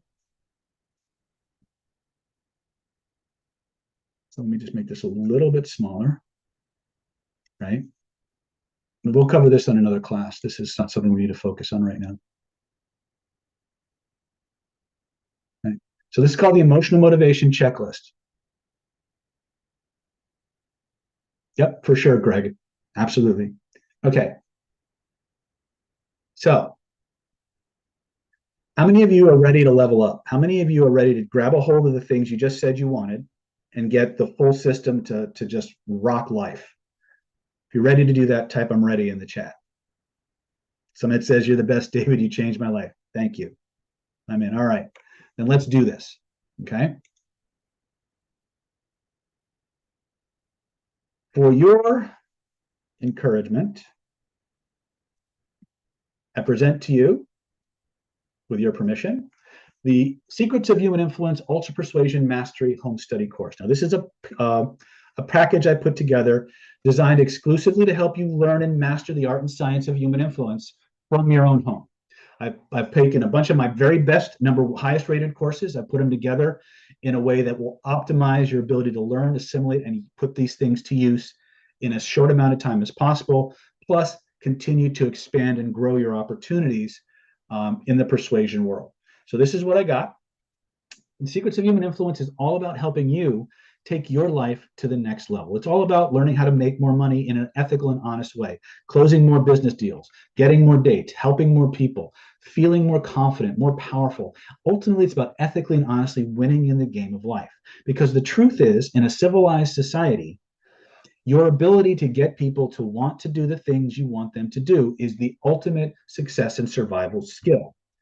Right? Relentless is an important quality and characteristic to have, but if at the end of the day, you don't possess the skills and the abilities to find out what people want and show them and how to motivate them and inspire them to really want to work with you or for you or beside you, it's a struggle.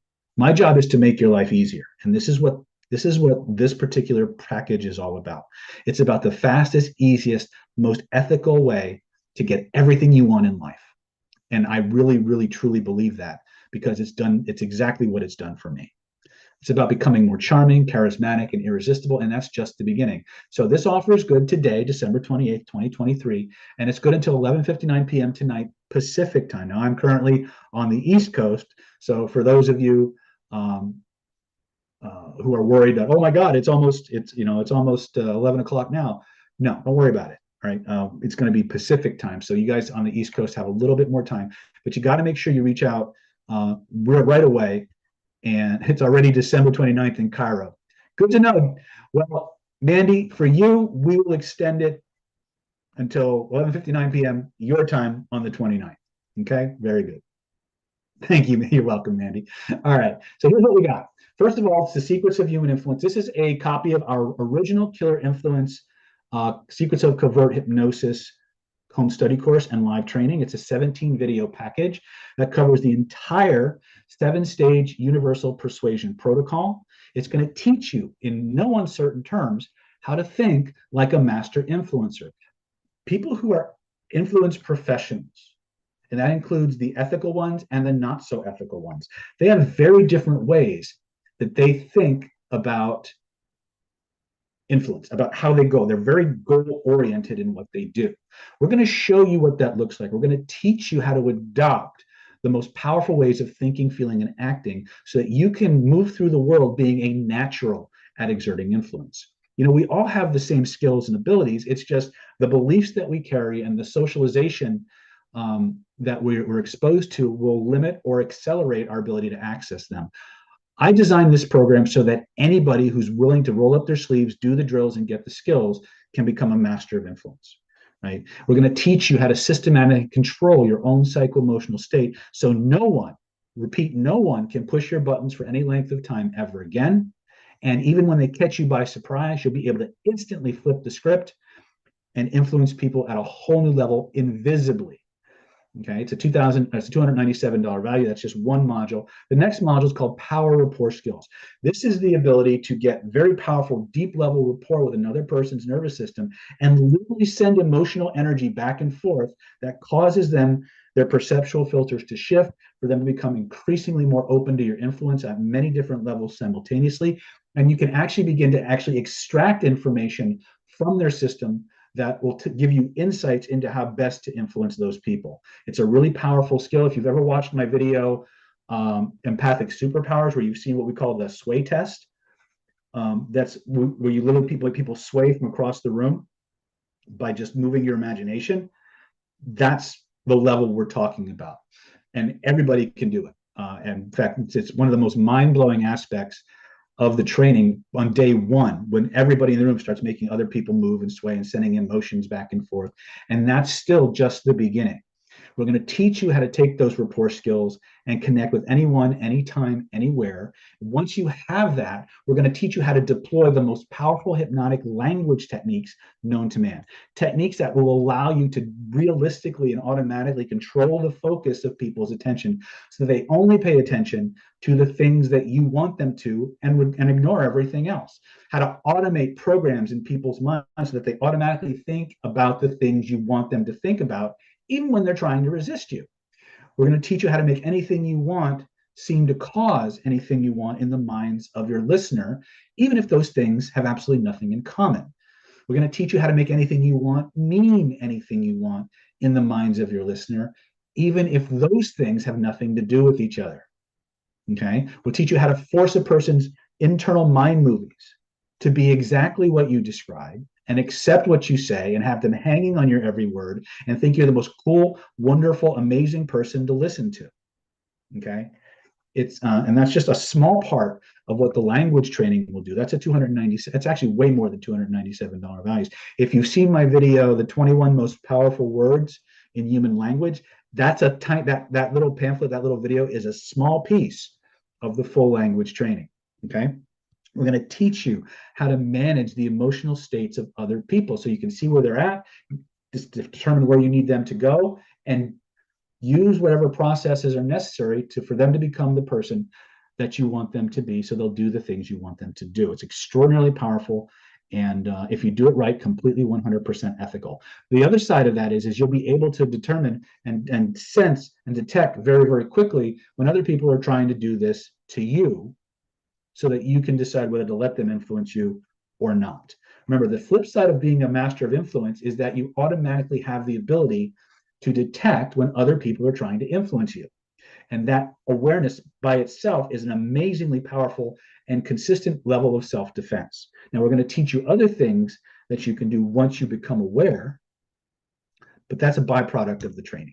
So we're going to teach you how to hijack someone's internal behavioral code. Now, don't let the word hijack kind of raise the hackles. What we're talking about is that little process I talked about earlier, where you can memorize long strings of information, analyze it for the things that are buried within it, and use it. Now, you don't need to have a deep understanding. If you just have the echo technique, you're going to do it automatically. But we want you to not only have the ability to do it automatically, we want you to be able to do more things with it. And so that's what understanding and hijacking behavior codes is about. It's about being able to generate the behaviors in yourself and other people that make people feel more inclined to want to do what you want them to do for their own reasons. It's very simple once you understand the process, but someone has to show you the process. That's a $297 value. And finally, you got a little taste of it today. We told you how to emotionally bond anyone's deepest desires to what you want them to do, your product, your service, what have you, in an ethical and honest way. Okay, it's a $297 value. We're going to include with this package a 240-page manual called the Killer Influence Mind Control Manifesto, or Killer Influence Secrets of Covert Hypnosis. In that manifesto are extra appendices and chapters, things like proxemic hypnotic operators, where you can learn how to manage and manipulate the spatial relationships around you and other people so that they automatically feel more suggestible to you. They automatically see you as more authoritative and more impactful. If you do presentations where other people might be arguing against you, how to engineer your environment and where they sit at a conference table so that they're actually in the weakest power position available. We have had people use this for speeding tickets. I won't go in any further than that, lest I be targeted by the agencies. But anyway, we're also going to teach you how to use social hypnotic operators. Now, social hypnotic operators, you're being inundated with these every day, and they're hypnotic programs that have been installed in you by your culture. Things like reciprocity, commitment and consistency, liking, authority. These are things that have the ability to cause you to engage in automatic behaviors. And without the awareness of how these things work and what's being deployed, you will be at the mercy of them more often than you won't. So if you want to stop being manipulated by everything that's coming at you through a signal, as well as the people in front of you, by the things you read, by the things you watch on television or on the internet, you need to understand social hypnotic operators. If you're a social influencer, you need to understand social hypnotic operators so that you can use them effectively to help your followers get more excited about you. Okay. We're going to talk about dirty, rotten tricks. Now, these are gray hat kind of techniques that you can deploy in times when they're absolutely appropriate to do that, or, as is often the case, have the ability to detect them when people are trying to use them on you. We're going to talk about the 4 pillars of irresistible hypnotic influence: authority, attractivity, acquiescence, and affinity. These are macro categories of human influence that cause people to simply do what you say and want to please you if you use them properly. We'll talk about profiling and speed profiling, how to look at somebody and know a lot about them in 90 seconds or less so that you can use that information to influence them more effectively. We'll talk about some levels of lie detection and a whole lot more. There's so many other really cool appendices, behavioral hypnotic operators, biogenetic hypnotic operators. These are all hypnotic operators are phenomena that have the ability to bypass or reorient your critical faculty without your awareness, and they don't necessarily rely on language. So you don't have to, it's not necessarily spoken. And that's what's so powerful about the killer influence system is it's not about language per se. It starts you at language, but then it takes you into these other realms of things that don't rely on language. So for example, you'll learn about embodied cognition. Embodied cognition is a field of science where if I give you a warm drink to hold, you will tend to experience more emotional warmth towards me than if I give you a cold drink to hold. This is what we call environmental engineering. These are things that you can set up in your environment that prime people to think and act in very predictable ways, things that you can manifest, things that you can control and engineer, right? Again, this is for people who are very proactive and want the biggest bang for their buck. It's about taking the randomness out of your life, right? Plus, you're going to get, we'll talk about more about this a little bit later, you're going to get access to an online community of over 210 active members, all wanting the same things you want, to be better at influence and getting more out of life the way they want it. We've had people do that, Summit. Summit says, how can I convince the bank to give me more money? Emotional bonding, criterion values, echo technique, just keep going. Okay? I'm not kidding. There are people on this chat right now who have been offered jobs they did not qualify for and told people they didn't qualify for it, but because they used the techniques I'm teaching you, they were offered the job anyway. Okay, I've seen this I've seen this stuff do crazy stuff, right? But this is just the first piece, right? Total value of this, if you think about it, is $2,497, but we're not even going to stop there, right? What we're going to do next, if you act today, if you click that link right now when it comes up, or you reach out to me and ask for the link right now, or boss and ask for the link right now, we're going to give you these special bonuses absolutely free.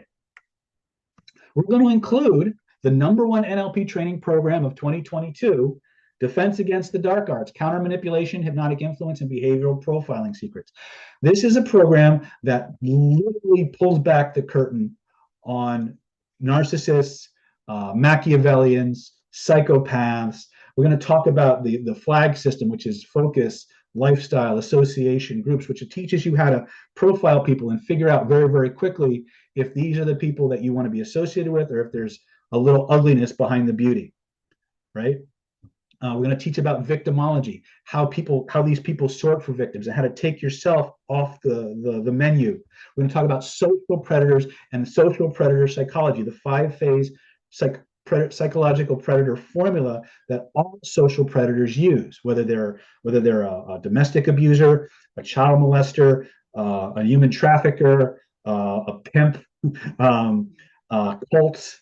There's a certain 5-phase formula that all of these groups and individuals use to groom people and to make them more and more emotionally addicted and dependent on them. We're going to pull back the curtain on that and teach you step by step by step what those 5 steps are, how to identify them, how to protect yourself against them, and more importantly, how to turn the tables on those mofos. We're going to teach you what to look for on a first date or an interview with someone who you suspect may be a narcissist. There's about 21 different conversational cues or flags that these people manifest or express during normal conversations that you should, once you understand what they are, you can get out of a bad situation before it ever has a chance to start. Right. Moving on, we're going to talk about personality types and character disturbed people versus other types of people. We're going to talk about, let's see here. We'll talk about body language and face reading and micro expressions and how to instantly tell when people are concealing. We're going to talk about the 3 magic questions protocol and how it can be used to actually detect liars. So one of the interesting aspects about 3 magic questions protocol is that the deeper a person gets into rapport with you, the harder and harder it is for them to lie. We'll talk about the 15 most common traits that signal deception. We'll talk about behavioral profiling and clusters. We actually give you lots and lots of drills for doing that exact same thing. Okay. So, and plus the original, it's about 60% of the original Killer Influence curriculum. So for those of you who aren't familiar with the original Killer Influence curriculum, we'll talk about rock solid state control secrets, power rapport skills, emotional bonding, 4 pillars of irresistible hypnotic influence, how to cold read and personality profile people. We'll even do some face reading there. We'll talk about proxemic hypnotic operators, metafilters of human perception, attractivity secrets, things about how to make yourself ridiculously attractive to other people, and so much more. So again, the Secrets of Human Influence Defense Against the Dark Arts program is all about counter manipulation. In fact, one of the things that we do in here is we actually let people role play both sides of those personality types, so you get an actual bird's eye view into how these people think and feel. We'll teach you how to reframe and reverse the tactics that they use. Many narcissists and abusers have this set of behaviors that they use. If you get out of a relationship with them, they've got about 6 or 7 different tactics that they'll use to suck you back into that negative, unhealthy relationship. The technical term is called hoovering. We'll teach you all about that and how to beat it once and for all. Okay. That's just a small piece of what Defense Against the Dark Arts will do. The total value on this is $1,997. And as Seth pointed out, I'm a hypnotist, not a mathematician. So it's $4,487, give or take a few bucks. And before you register for the newsletter, we're also going to include one of my favorite programs of all time. This is Renegade Reframing, how to overcome any objection or change any belief in seconds. One of the things that you will discover about any form of social predator is they have, going back to what Natasha was talking about, they have at least 21 different ways or tactics that they use conversationally for avoiding accountability for the things that they do. Many of those are actually types of reframes.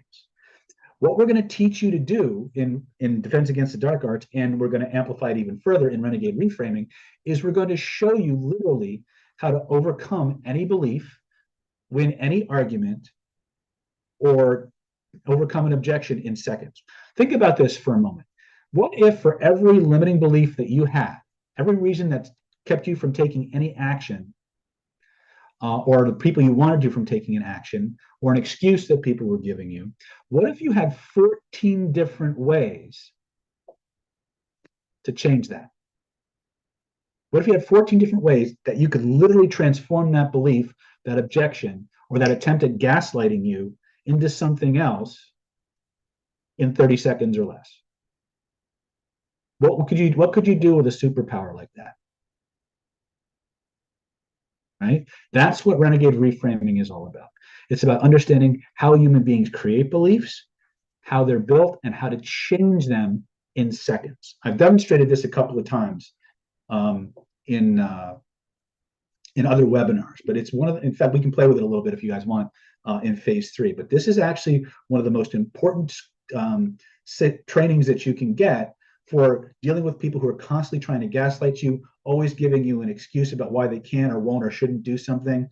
And when you turn this on your own mind, this is one of the things we did in our coaching program, was that we had people write down all their limiting beliefs, and then we taught them these patterns, and we had them use those patterns on their own belief systems, and they couldn't go back to the old way of thinking about stuff. It just blew their minds. To do a one-on-one trial, when will that? I don't know what that question means, but we'll get back to it. So total value on this is $1,997. We're going to give this to you absolutely free because we want you to be fully armed with all the techniques necessary to be able to be a full spectrum influence professional. Now, I will tell you that this course was designed for people who have completed the Killer Influence or Secrets of Human Influence training, the CPI training. If you were to go to buy this on the website, it would be CPI 3, Renegade Reframing. But we're going to throw this in absolutely free for you as a byproduct of the training so that you can actually keep leveling up. Okay. This is if for those of you who write any form of marketing like sales copy, where you have to reframe objections, overcome objections, one of the most powerful uses of this skill is actually to build into your sales copy reframes of objections people would often come at you with, and answer and cure the objection before it actually comes up. I've used this a lot. I use this a lot. But if you're doing criterion values and emotional bonding, this is what you use if you screw that up. So if you screw up echo technique and emotional bonding and they come up with an objection, this will actually turn the tables on them. Okay. So total value, give or take, $6,484. We got more.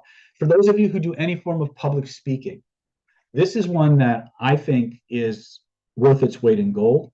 And it allows you to take all the skills that you've learned in Secrets of Human Influence, Renegade Reframing, and even Defense Against the Dark Arts to a much higher level. A lot of you are using some form of social media and as a social influencer, and you need to understand how to create content that people find compelling and irresistible.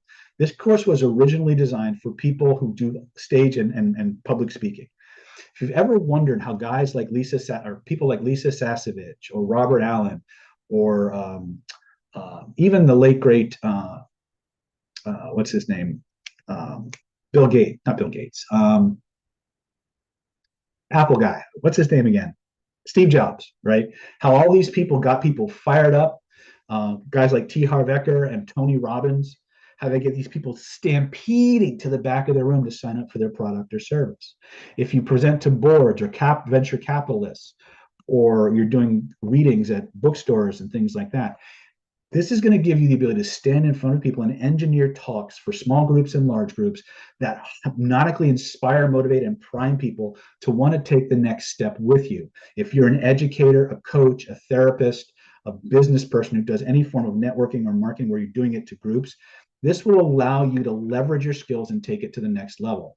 It'll teach you how to hold some things as basic as how to stand on a stage, right? How to hold a microphone, how to shift from one microphone to another, what to do when you screw up on stage, right? How to set anchors, how to deconstruct the talks of very famous presenters. And we show you the hidden NLP and the embedded language and all the secret things that they don't even teach their trainers to do, because that would make them competition.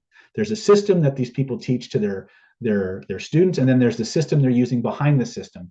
This pulls back the curtain and shows you the system behind the system. So it's a $1,997 value. We're going to give this to you absolutely free. It includes 2 forms of presentation architecture. One allows you to do small groups.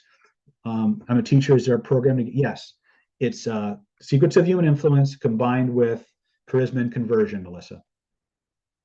Tony Robbins is a corporate spiritualist. I love that. Oh God. All right. Charisma and conversion it's easily one of the most powerful programs we have. I've said this before and I'll say it again. The skills I teach in charisma and conversion have allowed me to write my own ticket in this world. Most of you are here because of the skill sets that I teach in charisma and conversion. So if you're the fastest way to build your business is through public speaking. right? Get in front of an audience, demonstrate your skills, and give them an amazing experience that makes them want more, and how to do it in an ethical and honest way.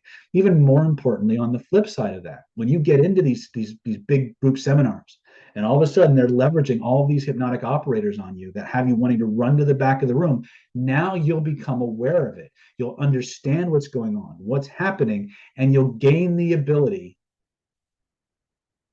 to say no, to understand what's going on. Even more importantly, what's really cool is because you know how these things are done, you can observe how they're doing it and learn on a whole different level, right? There's so much gold. I even teach people how to use my YouTube strategies and my meetup strategies in this program. I kind of I give you a no holds barred look at this stuff. Okay, it's a $1,997 value. It's yours for free. Total combined value is $8,481. So let's just review what we've got for you. Okay. 17 videos, 7-stage universal persuasion protocol, the secrets of human influence home study course, the killer influence mind control mastery manifesto and manual, $2,497 value. You're going to get the killer influence defense against the dark arts, counter manipulation, influence and behavioral profiling secrets recorded live, $1,997 value. We're going to give that to you free. You're going to get the bonus number 2, renegade reframing, how to instantly overcome any objection or change any belief in the shortest amount of time possible, $1,997 value. And then charisma conversion, hypnotic presentation skills, $1,997 value. We're going to give you that absolutely free. Total value on this is $8,481. But today, because I love you and it's coming to the end of the year, and we all know that new year, new start, it's time to take control, right? You won't have to pay $8,481. In fact, we're not even going to charge $6,481, nor are we going to make you pay $53.47 or $33.47. You know what? We're not even going to charge you $23.47. For those of you who are ready to take action today, get in the game, join me at our next event. Join me online at our next event. We're going to give it all to you for one low investment of just $997, or 3 easy installments of just $397 each. Okay? All you got to do is click this link right here, www.killerinfluence.com/go. Click this link right now and reserve your program so you can get started and make 2024 the most powerful and empowering year ever. Remember, the ability to get human beings to want to do what you want them to do in an ethical and honest way is, in fact, the master key to writing your ticket in this life. Okay, I could go for hours listing all the things that these skill sets have allowed me to do, all the things they've protected me from. Okay, click this link right now, join the Persuasion Elite, become one of the best in the world in the privacy of your own home, and let me guide you on this journey of persuasion. Okay, just click this link right now, www.killerinfluence.com/go, www.killerinfluence.com/go. Okay, now for those of you who are a little on the fence, hey, there's absolutely zero risk here. All I'm asking you to do is click that link right now, test this program, these programs, for a full 60 days. If at the end of 60 days, you're not on the fast track to making more money, closing more deals, reaching that financial freedom, confidence, security, if you're not winning in more social encounters, hearing yes, more and more and more and more, just pick up the phone, give Moss or Mia a call, and let us help you if you have any sticking points, naturally, because that's what we're here for. But if it's not working for you, if you can't make it work, then we'll refund your money. But give it the 60 days, right? Casey's saying, take my money. Well, I'd rather take your investment, Casey, if that's okay. But go ahead and click that link right now. Reserve your spot and change your life, right? Use these skills. They've changed mine. They continue to change mine. And I want to make a difference in your life. And I can't do that if you're not in the game. So let's get in the game. Click the link right now, www.killerinfluence.com/go. It's showing up in your chat there. And for those of you who are fast action takers, those of you who know you want the very best for yourself, you know who you are. If you grab your course today, before I log off this webinar, I'm going to include these special fast action bonuses. These bonuses are only good if you click the link and or call Moss or Mia now, or email them now while I'm on the webinar. When I log off the webinar, these fast action bonuses go away. So if you're ready, let's jump in.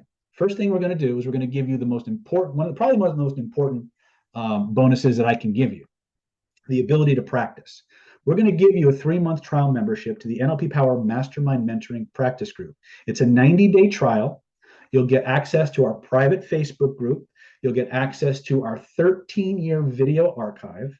And the way that the mastermind works is on the third Saturday of every month, people log in, or if I'm doing it live, because I do them live now, in person, people can come in and I go around the room and I say, okay, Mia, what do you want to learn? Moss, what do you want to learn? Seth, what do you want to learn? Jax, what do you want to learn? Casey, what do you want to learn? Melissa, what do you want to learn? Mandy, what do you want to learn? Mindy, what do you want to learn? Right? And I write it all down on the board and I take a step back and I look at all the connecting threads. I create a lesson plan for the group right on the spot.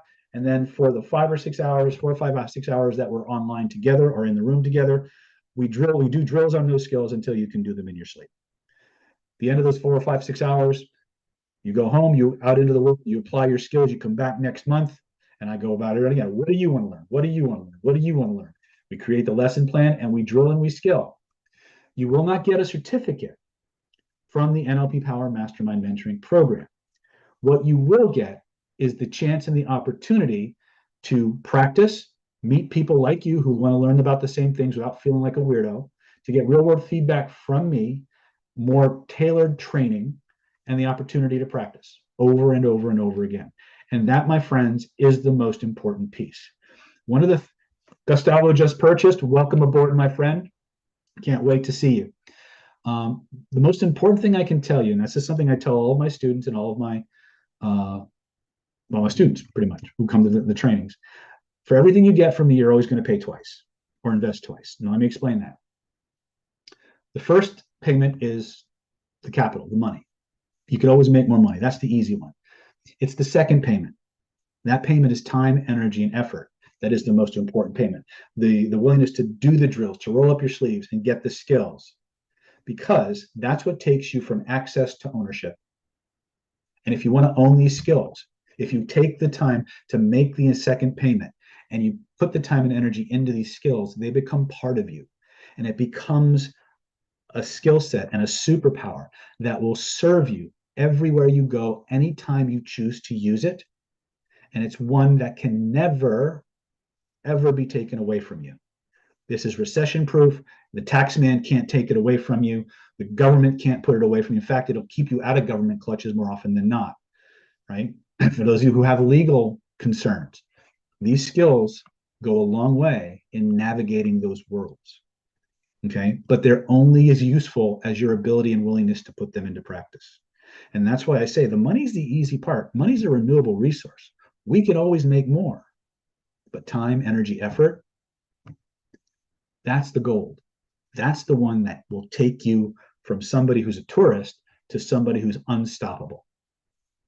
And when you're ready to make that change, I'm here to help you every step of the way. And that's exactly what the NLP Power Mastermind Mentoring Program is for. Now, the Mastermind Mentoring Program has been running every month, every year since 2010. It's literally been running for 13 solid years. We've not only done the training for 13 years, we videotaped every single training. And as a member of the Mastermind program, you have access to that entire 13-year archive. And it covers everything from dating and attraction skills to advanced learning skills, NLP, regression technology, law of attraction, persuasion, energetics, psychic development, manifestation. If it's something that you've seen, face reading, body language, if it's something that you've seen on our YouTube channel, it's covered somewhere in those mastermind videos. Now, because the mastermind is member driven, Every month I go in, I don't know what we're going to be doing until I talk to the people. So a lot of times you'll see a lot of repetition, but every now and then I'll pull out a little nugget that's nowhere else. And almost none of this content has ever been seen on YouTube. It's never been featured in any product. You have 100% access to it for as long as you're a member in good standing of the NLP Power Mastermind Mentoring Program. It's an $891 value. We're going to give this to you absolutely free. Okay. Total combined value is $9,372. We're also going to include, for those of you who are kind of on the impatient side, like me, I often make the joke that impatience is my superpower. The Stealth Instant Conversational Hypnosis Crash Course. And Stealth actually stands for something, believe it or not. It stands for strategic suggestion through emotionally amplified, linguistically transmitted hypnosis. Right? It's almost like SHIELD, where I just think you wanted an acronym that spelled SHIELD. Well, maybe. The Instant Conversational Hypnosis Crash Course was something I developed many years ago, and it was designed for people who want to learn hypnosis tonight and use it tomorrow. It comes with videos on instant and rapid inductions, the 7 most powerful hypnotic language patterns that exist, a video called Anchors in Action, which is all about NLP style anchoring, hypnotic hot buttons. Some versions of this course actually come with a Hidden Laws of Attraction mini course. There's 5 videos in there called Instant Influence, which is me teaching the 7 language patterns in a private home, in meetup setting. It comes with audios, transcripts, workbooks. Everything is designed to get you up and running using conversational hypnosis in the shortest amount of time possible. So there's MP3s you can listen to while you're driving. There's workbooks that you can follow along and do writing exercises. There's transcripts of the videos. So again, it was designed specifically to give people a fast start. So literally you could watch 2 videos and in a couple hours be out actually doing this stuff with live human beings. It's a $997 value. We're going to give this to you absolutely free if you're one of the next few people to actually click that link right now and join the club. Okay. Total combined value is $10,369. But we're not done yet. For the next 21 people who register, and if you've already registered, you are among those 21. This offer is only good for first-time buyers. If you're not a first-time buyer, reach out to Moss and he will give you a separate plan for taking advantage of this. Okay, we've instituted some policies regarding people taking advantage of our generosity, so to speak. So if you're not, this is for first-time buyers only. Okay, the link is can you guys repost the link for Dominic? Okay, the next 21 people to register today on January 23rd through the 27th, 2024, I'm going to be conducting a 5-day Killer Influence live sequence of covert hypnosis certification, the program that was named the #1 NLP training program in the world since 2020. I'm going to be teaching a 5-day certification, and for the next 21 people who click that link right now, you're going to get a front row seat. You're going to get a free VIP ticket to the 5-day training, completely free, because I want you to have every chance. I want you to have every opportunity to own these skills. And there's no better way I have found than to be in a room, in a sealed environment with me and a few of my hand-picked trainers and handlers being put through this entire program over and over and over again. Okay? So during the 5 days, you're going to get a full immersion training and hands-on. We're going to teach you, once again, how to control your emotional state at will so nobody can push your buttons ever again, how to think like a master of influence, how to use the most powerful hypnotic language patterns that exist, how to emanate charisma on command, how to approach and influence large groups of people or one-on-one. We're going to teach you the 7-stage universal persuasion protocol, the 5 social hypnotic operators, how to engineer environments, and use what we call embodied cognition and object relations theory to prime environments to be more conducive to your influence, how to send emotions back and forth, how to use embedded commands, analog markings, quotes, patterns, the meta programs and things of that nature. Let me just go back to my whole list just to give you guys a little bit of what we're going to be covering. Here we go. So again, rock solid state control, power report techniques, emotional bonding. We're going to talk about how to bind the thoughts of others so that thinking or doing one thing causes them also to do other things that you want them to do, how to communicate directly with another person's subconscious mind, and have them eager and waiting to do what you want them to do. And more importantly, how to keep yourself from being affected by these kinds of things. Remember, one of the things that I like to pride myself on is this idea that I'm a self-defense teacher, right? And this course was called Defense Against the Dark Arts. But the thing you need to understand is that in order to defend yourself against a weapon, you need to know how to fight with the weapon. And so just having the ability to understand and use these skills allows you to protect yourself more powerfully and more consistently with them. We're going to teach you how to hypnotize people during normal conversations and what that looks like. This is important. You see, a lot of people think they know what hypnosis is. But conversational hypnosis out in the real world doesn't look anything like a stage show. It doesn't look anything like you see in a seminar room. Okay? All emotional states are trance states, and that's one of the areas where we can really start to see very, very powerful gains in our life, both in terms of our ability to use emotions effectively, but also to protect our emotions from being used against us. So again, conversation hypnosis looks different out in the real world than it does in a seminar room, and we're going to show you and let you experience what that's like. The core program is designed for anybody to be able to do it. It's fast, it's fun, it's easy, and there's no BS. Right? Give us 5 days, and you will be doing this like you were born doing it. Okay, promise you. Total value is $3,150. We're going to give this to you absolutely free. Total value of everything so far is $13,519. And let me tell you a little bit about our VIP ticket program. Let's say that you were planning on coming to Killer Influence, right? You click the link right now to get the VIP ticket, and then something happens at the last minute. You can't come to the seminar. Well, that's fine. Just pick up the phone, let Moss or Mia know, and we'll move you to the next Killer Influence training. Let's say that you can't go or you're not planning on going, and then all of a sudden your schedule frees up at the last minute, but the training is full. You pick up the phone, you let Moss or Mia know, and we will find a seat for you. We will literally make a seat for you because that VIP ticket says you get to go, right? Even if it's sold out. All we do ask is that you let us know as early as possible because we want to have the materials made ahead of time. And so the more we know about this program, about if you're coming or not, the better prepared we are. Okay. Also, let's say between now and the next time we do this course, we raise the price. Well, if you're a holder of this VIP ticket, it doesn't matter how much we raise the price, you still get to come for free, right? Because you took the time to click the link right now, reserve your spot, and get in our VIP database. You get to come to the next Killer Influence training that you can make. Okay. Let's say that you can't make it or you've had Killer Influence, but you want to gift that VIP ticket to somebody who you think could benefit from it.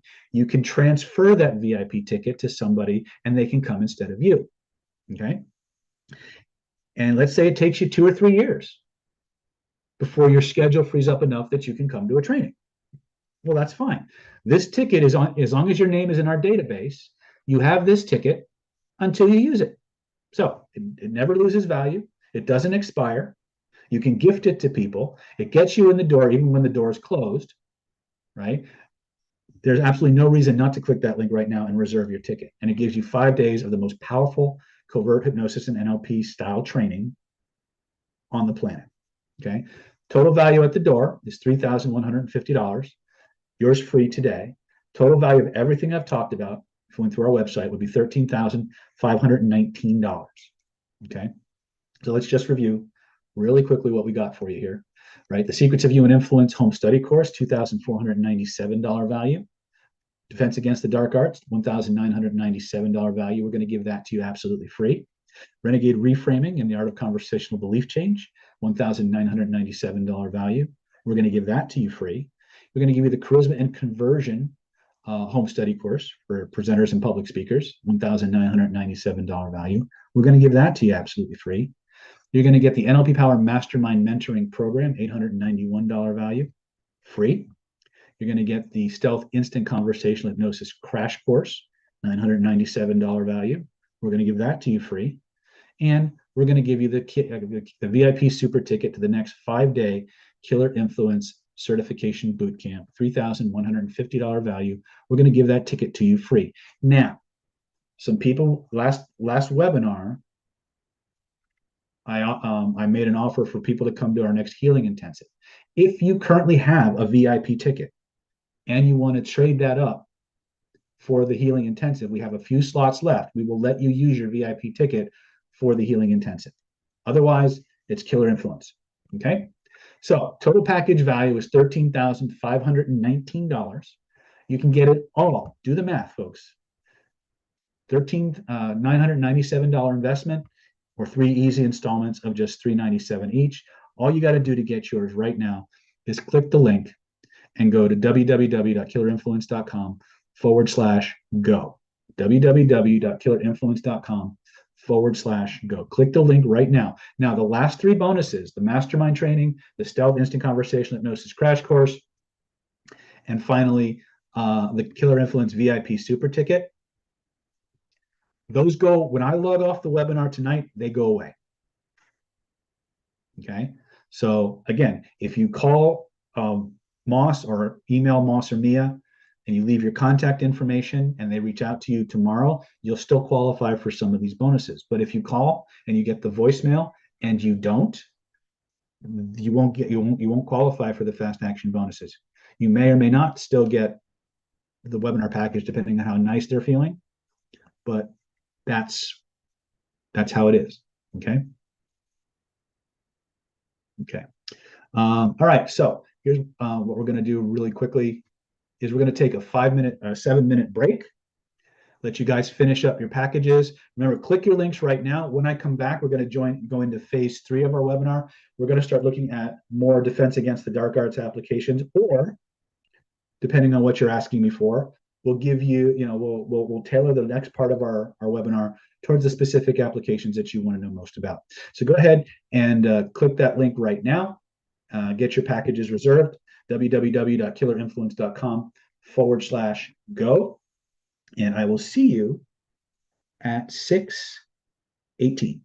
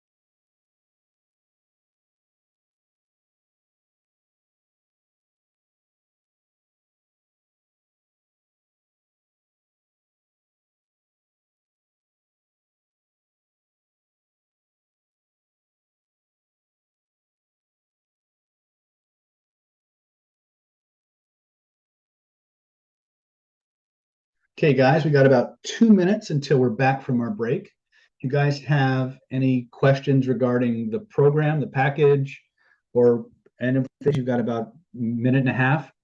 Type your questions in there, and then I'll answer what I can in the time that I have, and then we'll go forward.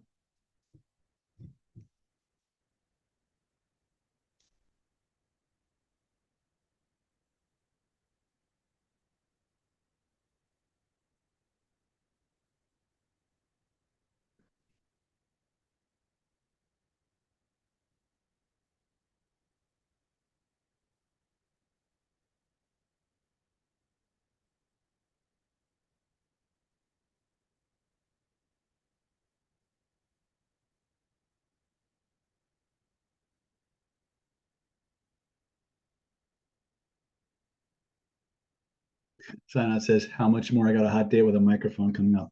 Well, we've probably got another 30, 45 minutes of training now that we're going into phase 3. So if you need to go, you catch the replay.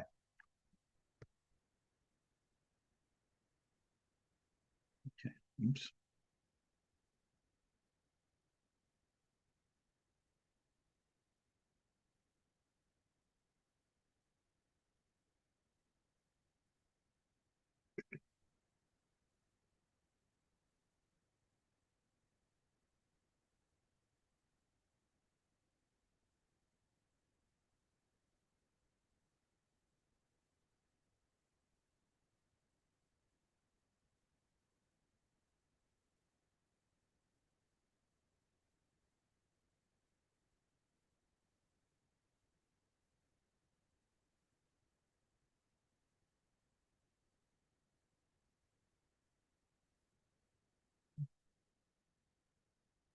All right. Let's go ahead and stop sharing. And so Gustavo is saying, I would really like some help with state control. Sometimes out of the blue, I get paralyzing moments that is something is about to happen. I feel so stuck in these moments. I can literally feel a few moments later, I get unstuck and I'm like, whoa, what was that about? For that, you're going to need, for that, Gustavo, you're probably going to need the transformational triad.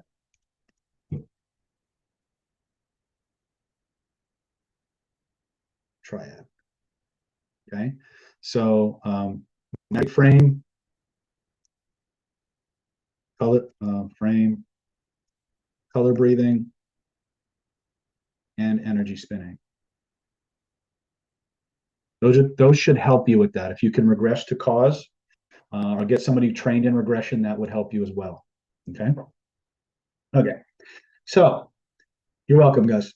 All right. So we're in phase 3. We laid down some really cool foundations in phase 1 of the webinar. We showed you how to get the entire system and all the bells and whistles that go with it. Now, what do you want to know about? Where do you want to go for the rest of the training tonight? What do you guys want to know most about? You want to know more about influence and persuasion? You want more about defensive tactics against the dark arts? What specifically do you guys most want to know about in this field? This is your chance to really customize the training. Right? So go ahead and type it in the chat. What's it going to be?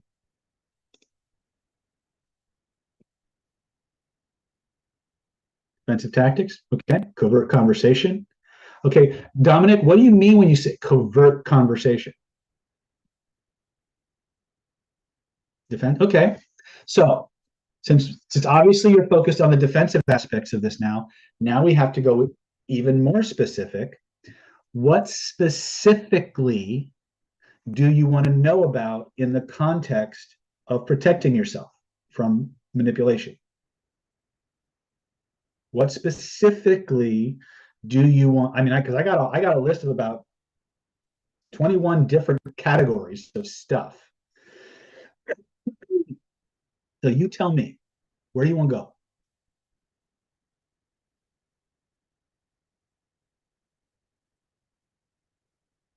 Okay. It's obvious people want more defensive tactics, but now give me a situation, give me context. Okay. How to recognize it and stop being manipulated. Okay. Let's talk about that a little bit. So first and foremost, one of the things that you're going to have to become aware of when it comes to defending yourself against predators is that there are different kinds of predators. There are different types of predation. You have people who are extraordinarily skilled, and you have people who are just scum. They're like cavemen. No pun intended, right? With no offense to the Cro-Magnon commercial and stuff like that. My point is that depending on the sophistication of the predator, certain things are going to be harder to defend against than others. So Laura's asking about 3 magic questions as a defensive tactic, defense for empaths. Okay, Nan, when you say defense for empaths, what does that mean? What does that mean?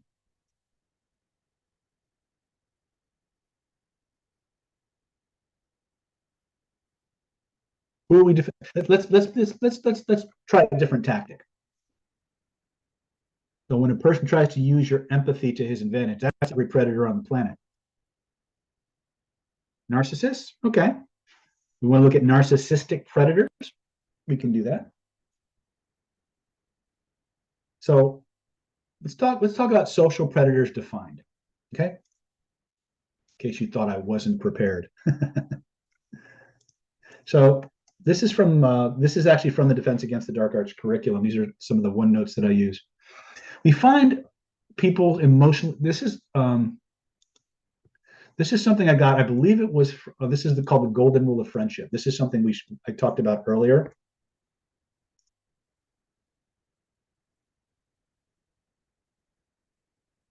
Now,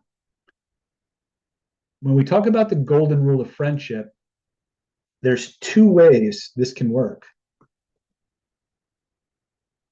the good way or the bad way. So let me explain that. The golden rule of friendship tells us that we instinctively find people emotionally attractive when they make us feel loved, respected, valued, admired, accepted, and attractive, etc. But especially when they make us feel good about ourselves. And this is the road that we have to begin to understand. Social predators are going to punch this button, and they're going to punch it hard. One of the things that you'll see especially in predatory relationships, is what I call a contraction of time or time distortion.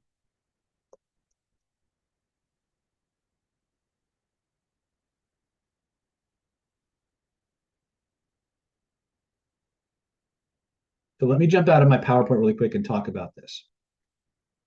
Being who I am, oops, being who I am and doing what I do, I get approached a lot by people who want to get close to me for purely selfish and predatory reasons. And one of the things that I learned after many years of just observing the common characteristics is that predators tend to, let's say it takes you 3 to 6 months for someone to go from a first meeting to a good friend. That can vary from person to person. But let's say the average time is 1 to 6 months, 3 to 6 months, right? Somebody who has a predatory agenda will want to compress that time frame. In other words, if they can go from perfect stranger to best buddy in a week, they'll do that. So one of the things I want you to start being aware of when you start scoping for predators is that they're going to come at you and they're going to give you good feelings. They're going to just love bomb you with all kinds of sayings and compliments and things of that nature that are designed to give you positive feelings, because they're going to hack the golden rule of friendship. Okay. They're going to do things that make you feel good about yourself. Okay. Now, a good person will do that too.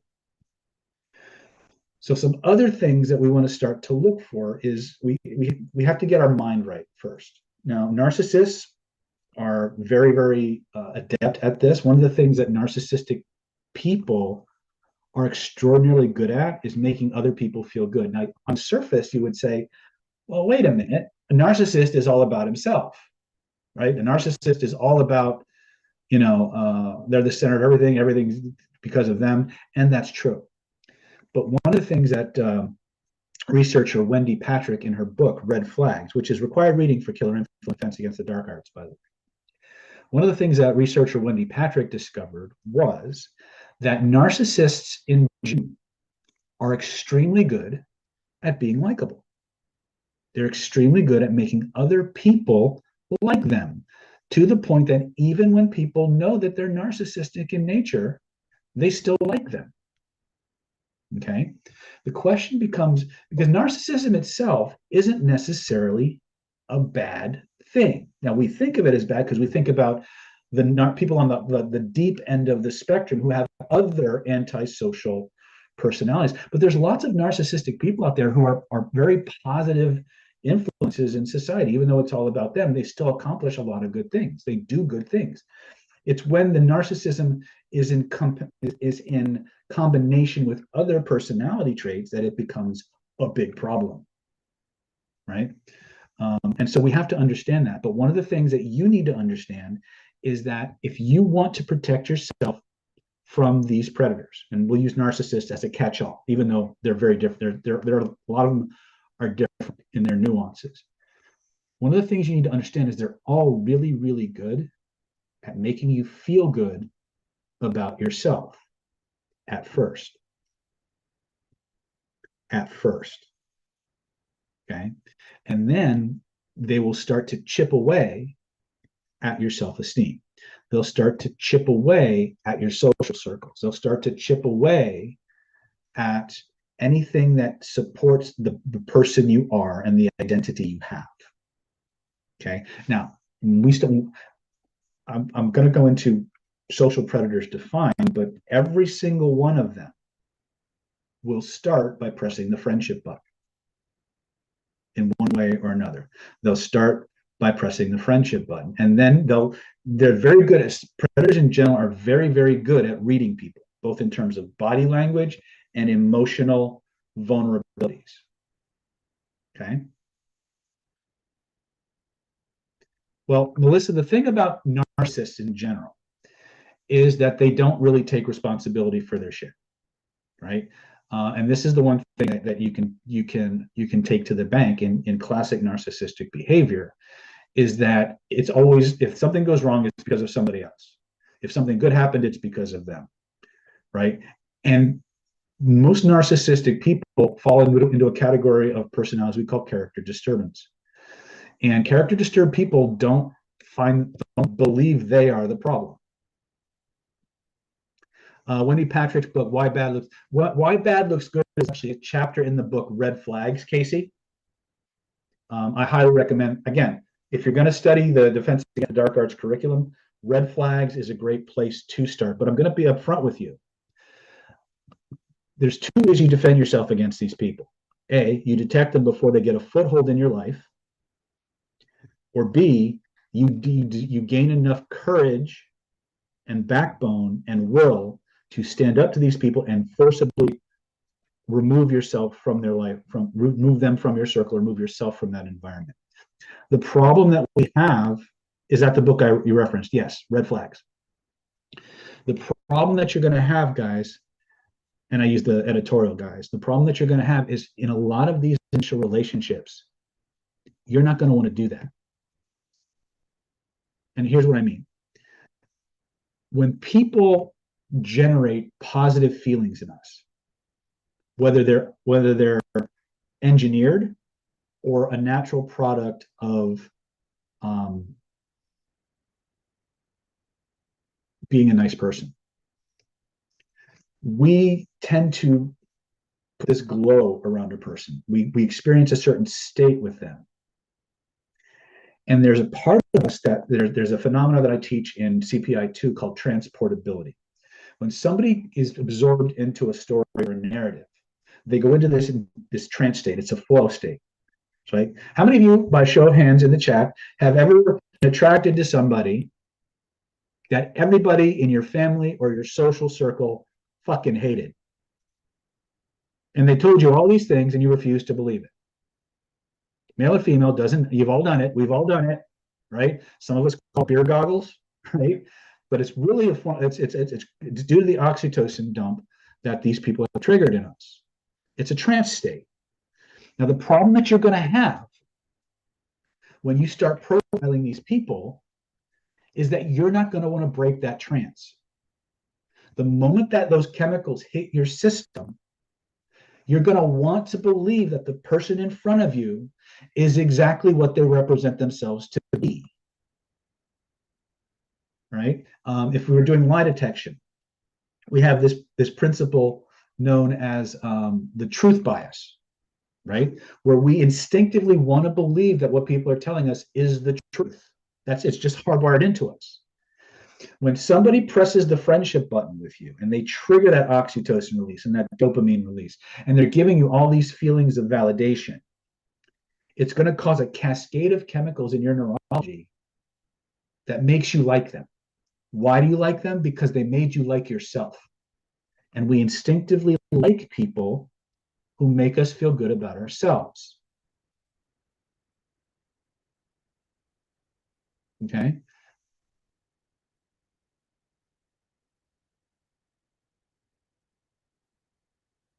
Hold on a second. I think I missed some comments here. Are you guys tracking me so far? Right?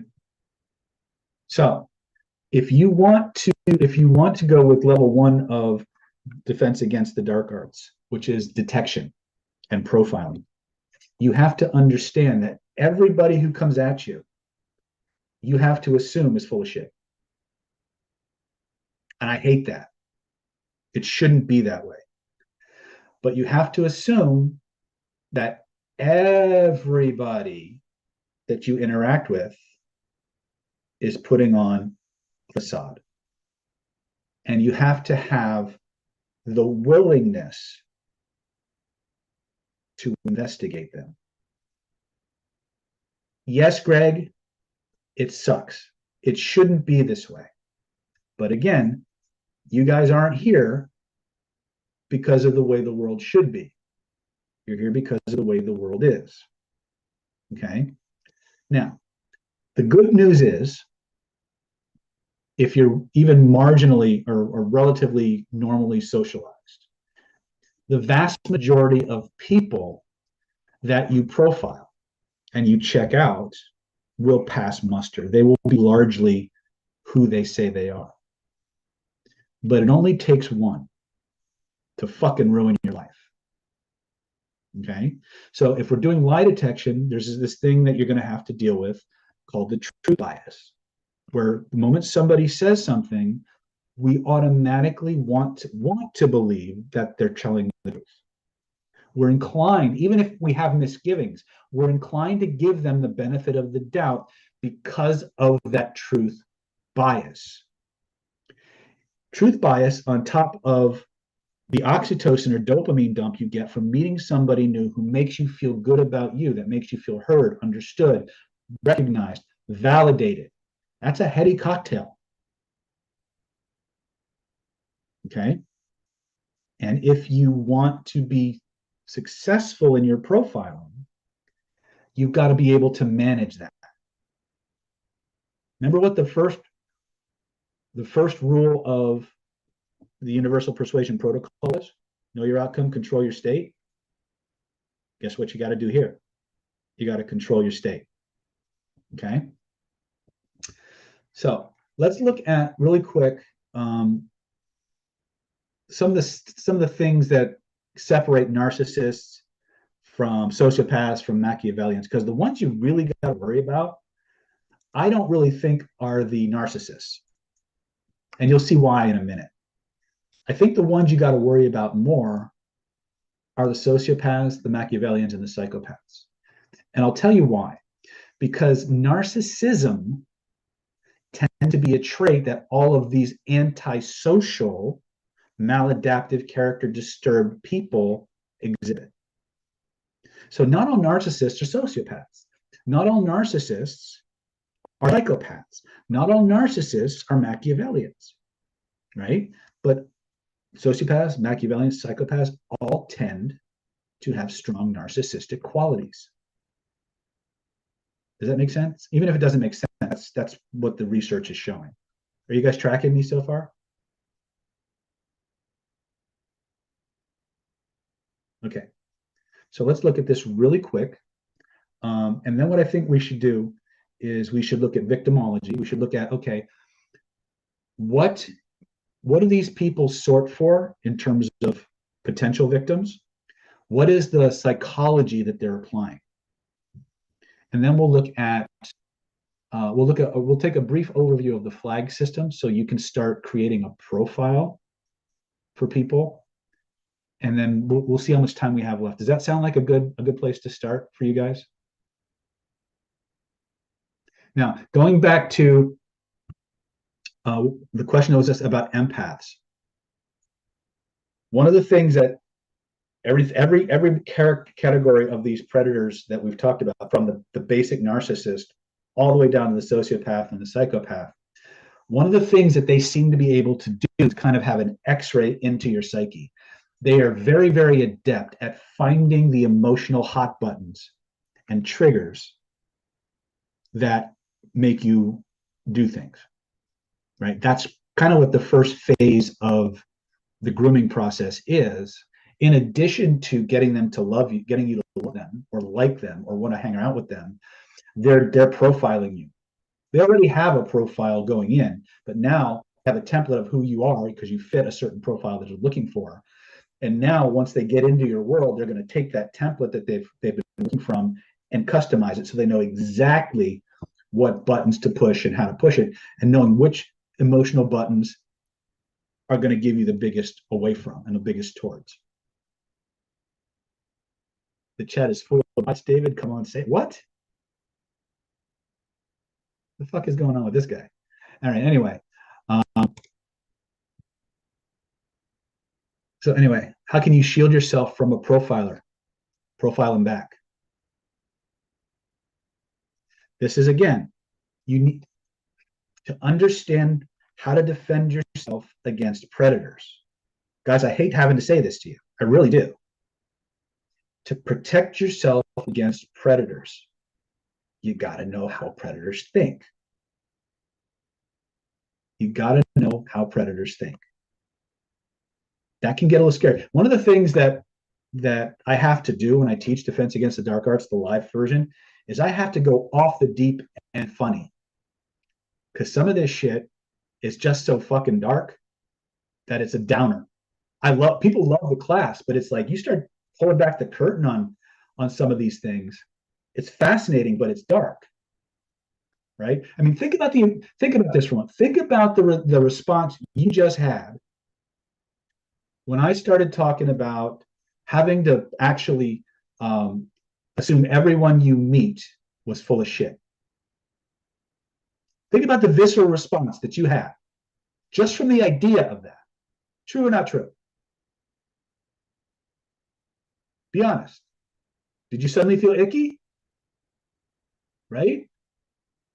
You felt like you were a bad person. Exactly. Character disturbed people, the narcissist, well, the grandiose narcissist, the sociopath, the psychopath, the Machiavellian, they don't give a fuck. They don't give a shit. Okay? They're not troubled by that.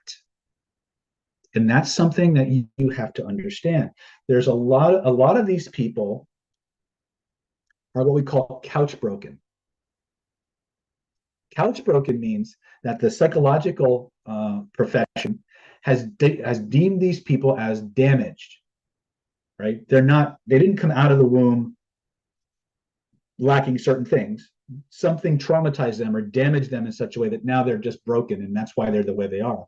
And so they treat these people like victims. But these character disturbed individuals, the Machiavellians, the psychopaths, the sociopaths, they know that. And so they've learned how to walk the walk and talk the talk. They know exactly what questions to answer on the test, what catchphrases to use when they're in the room with a psychotherapist to get the minimum amount of sentence punishment possible. Okay? They don't care. And so one of the things that I'm going to put out there to you, that if you want to protect yourself from these people, you have to stop caring about why they are the way they are, because they're not going to stop. They don't think they're broken. They think the world is broken and they're at war with the world. Right? So I'm not someone who is as much of a healer as I am. When I'm teaching people to protect themselves, I don't care how they got to be the way they are.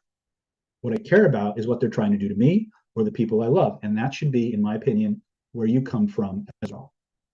Right? The inner game right now for you is actually more important than the outer game, the techniques. You need to understand, are psychopaths rare? Not as rare as you would think. They're not quite as prevalent as sociopaths. Sociopaths make up about 4% of the population. So if you want to read more on that, there's a book called Snakes in Suits that kind of pulls back the curtain on that. So sociopaths have something called antisocial personality disorder. War with society. They don't feel guilt. They don't feel shame. They don't feel they blame everybody else. Right? They're not going to be. They're at war with society. Machiavellians are extroverted and insincere and interpersonally duplicitous. These people tend to avoid detection through employing unique tactics of influence geared towards a specific situation. They're very good at impression management, excellent people reading skills, and enhanced attention to detail. It's the Machiavellians that you most of the time are not going to see coming. Okay, you're not going to see them coming because they're very good at reading you. Sociopaths, psychopaths also have pretty good people reading skills, but they lack the impulse control that a Machiavellian tends to express or to elicit. So Machiavellians will leave people ruined behind them, but they'll also tend to play the long game, whereas sociopaths and psychopaths tend to have much lower impulse control. So one of the fast ways to profile these people is to check their history. How many close friends do they have? How long have they been on the job? How long have they lived at the place that they're living? One of the things that earmarks these people as potential predators is a migratory parasitic lifestyle. They move a lot. They don't stay in jobs very long. Okay? And so this is one of the things, again, when you meet somebody, you have to be willing, right? One of the things you have to be willing to do is check them out. I'm going to keep coming back on this because I have literally days worth of material I could teach you and none of it fucking matters if you're not willing to actually do it. Okay? So the first thing, remember that everyone you meet is full of shit until you've proven otherwise. Now, does that mean you be rude to them? No. It means you keep your distance. You keep an extra level of aloofness and distance until they've proven themselves, until you've checked them out. What are the things you're going to check out? A, focus. When they're with you, what do they focus on? Dating context. When they talk to you, are they focused on your chest? Are they focused on your bank account? Are they focused on where you live? Right? Are they focused on the things that make that you love? What is their focus?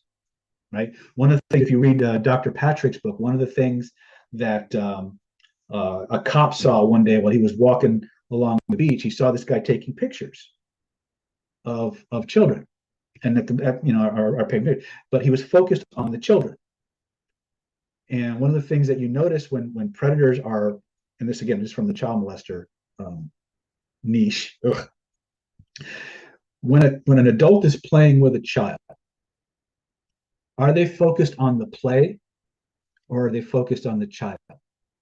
Subtle distinctions of focus will give you an indication of what a person's priority is. So what are they focused on, right? When you're at a dinner with somebody, are they asking questions about your job, how much you make, where you live, what kind of car you drive? Are they focused on your sex life? Like I found once, so tell me about your last boyfriend, right? What are they focused on?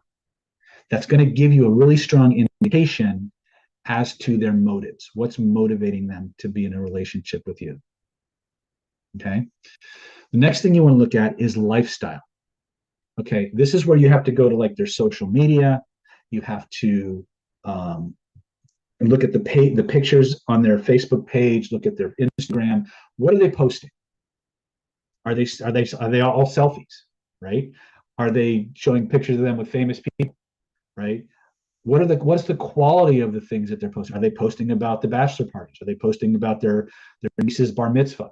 Or their niece's bar mitzvah? Yeah, their nephew's bar mitzvah.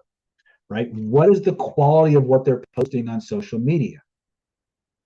Right? That can give you a pretty good indication of what's going on. Now, keep in mind, the really adept predators, they're going to have dummy profiles for everything. Okay. So again, we're talking at a basic low level, pickup artist kind of predatory. And I don't mean pickup artists are bad people, but a lot of them are all about the illusion, right? But the true predators of the world, like the human traffickers and the rapists and the groomers, right? They're going to go even deeper into that legend creation. But if you don't have even a basic place to start, then you're just lost in the sauce, right? So X had multiple profiles, did not know about. She had a lot. Again, how far down the rabbit hole are you willing to go, right? So focus, lifestyle. Are they adrenaline junkies? One of the things when you look at their life, are they all about jumping out of airplanes? Do they engage in high risk behavior? Do they encourage you to do that? Right. One of the things you'll see about social predators is they're dopamine junkies. They love high risk behavior.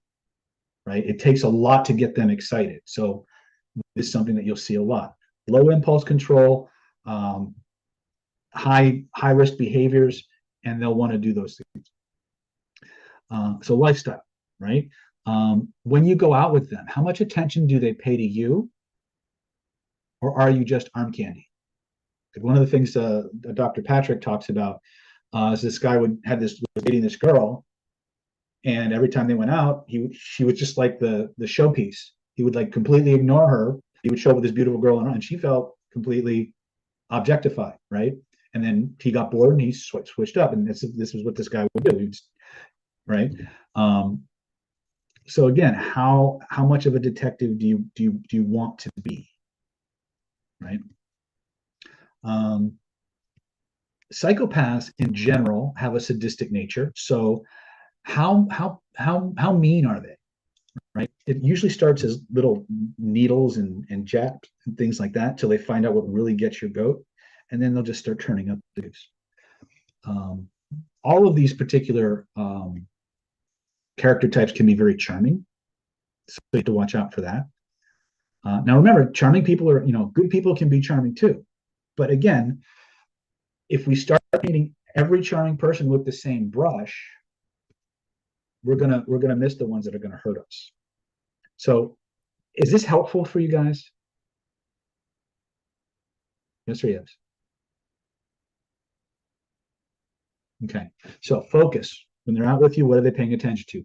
Lifestyles, right? What kind of lifestyle do they lead? Associations and groups. Okay. What kind of friends do they have? What kind of groups to belong to? Right? Look at their car. Do they have bumper stickers? What kind of t-shirts do they wear? Right? And if you can, and this is where it gets kind of, when it gets kind of creepy. Can you observe these people when they don't know you're watching them? Can you observe these people in a non-stalkery way when they think nobody's looking? Okay. I have stories I could tell you, which I will never tell on a public forum of how I've tested this material. But so focus, lifestyle, association, groups. What groups do they belong to? Right?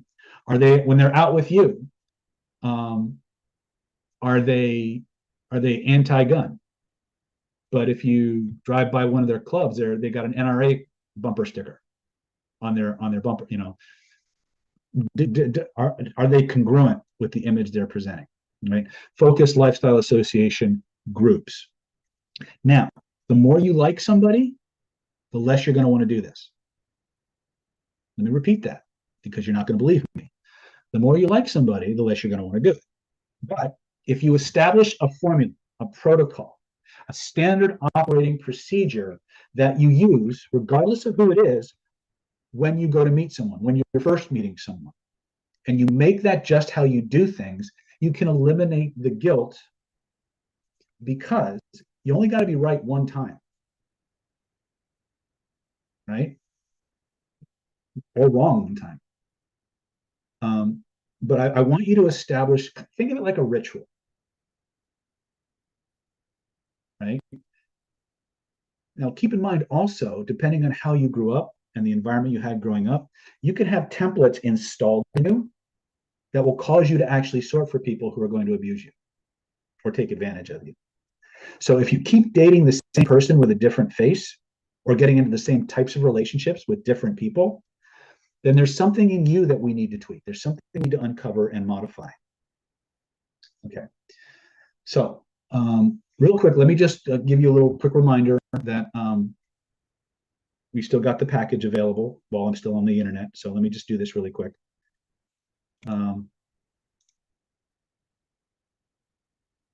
So again, once again, the Secrets of Human Influence Home Study Course, $2,497 value. Defense Against the Dark Arts, $1,997 value. We're going to give this to you free. And a lot of the information that I'm giving you, we have a whole bunch more in the Defense Against the Dark Arts program.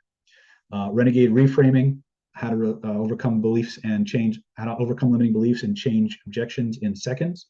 It's $1,997 value. We're going to give that to you free. Charisma and Conversion, $1,997 value. We're going to give that to you absolutely free. The NLP Mastermind Mentoring Trial Membership, $891 value, and the 13-year video archive, absolutely free. You're going to get the Stealth Instant Conversational Hypnosis Crash Course, $997 value, absolutely free. And then finally, the Killer Influence VIP Super Ticket, 5 days live event in San Diego, California, January 23rd to the 27th, 2024, $3,150 value. It's available. Those last three are available until I log off the webinar. The rest are available until 11:59 p.m. tonight Pacific time. The total package for this is $13,519. You can get it all for $997 or one small investment, or you can do it in three smaller investments of just $397 each. Just go to click the link to killerinfluence.com/go, http://www.killerinfluence.com/go. If my lovely Moss and Mia can post those links so people can click on those links again. Let's talk about victimology. Actually, no. Before we do victimology, let's do something else. Let's talk about the 5-phase predator protocol. This is what every single one of these predators is going to do with you. Hold on a second. Where are you?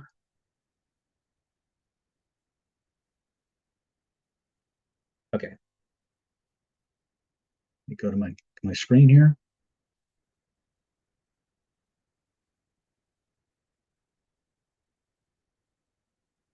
Okay. So what you're seeing on your screen, make this a little bit bigger, is a formula that Dr. Patrick discovered called the 5-phase she calls it the psychology of attraction, but I like to call it the 5-phase emotional dependency triggers. Okay. Every single predator that you're going to encounter, I'm still on my offer, really? Am I? No, I'm not. Okay. Okay. So there's 5 phases to this. Let me scroll down. The first one is the proactive phase. Everyone that you meet that's a predator has spent an inordinate amount of time studying you. And when I say you, what I mean is they have constructed an avatar of their perfect victim. They know where you eat, metaphorically or editorially speaking. They know where you dress, where you hang out or don't hang out, where you would like to hang out, where you don't like to hang out. They understand what kind of family you grew up in, more likely than not. And they've created a template that they're looking for, they're sorting for. We call this phase the proactivity phase. As an influencer, you need to understand that the proactive phase is where you gather intelligence about the person or group of people you want to be working with, right? If you're doing marketing, for example, if you study marketing, you'll hear marketers talk about what's your niche, who's your avatar. Oh, my avatar is a 35-year-old divorced mother of 3 trying to start a business from home. That's your avatar, right? Think of the thousands and thousands, if not millions of people who fit that avatar, right? Predators are going to do the exact same thing. But what are they looking for? They're looking for people with low self-esteem. They're looking for people who are greedy. They're looking for people who are desperate for vindication and validation, who dress a certain way, who idolize certain types of people. Right. One of the things you'll read in Dr. Patrick's, with a lot of these guys who like to go after young girls and stuff, they will hang out in video game chat rooms, and they will know the bands, they will know the jargon, they will know the talk, they will be able to talk like somebody that age to gain identification, which is the next phase, right? They'll know how to dress, they'll know what kind of clothes to wear, what kind of jobs to have. All of these things are designed to bypass your filters, right? To tap into your natural cognitive biases. But the first thing you understand, these people don't care about how many times they get rejected, because to them it's a numbers game. If they target you because you fit a profile and they can't succeed with you, next, and it's just numbers to them, right? As they get better at what they do, because these people, the really nasty ones, they get better. The hit rate starts going up. Right? But they start with a template, and they go to what we call target-rich environments. They go to places where people who fit that profile hang out. Okay. You need to understand that the chance meetings you happen to have from time to time, they may not be so chancy. Right? There were times when I'll give you a little bit. There have been times when I was hired back in my Darth Snyder days to go undercover and influence people. And I had to engineer chance meetings. Okay. I didn't do it a lot. I did it mostly to see if I could actually do it. I did it well, actually.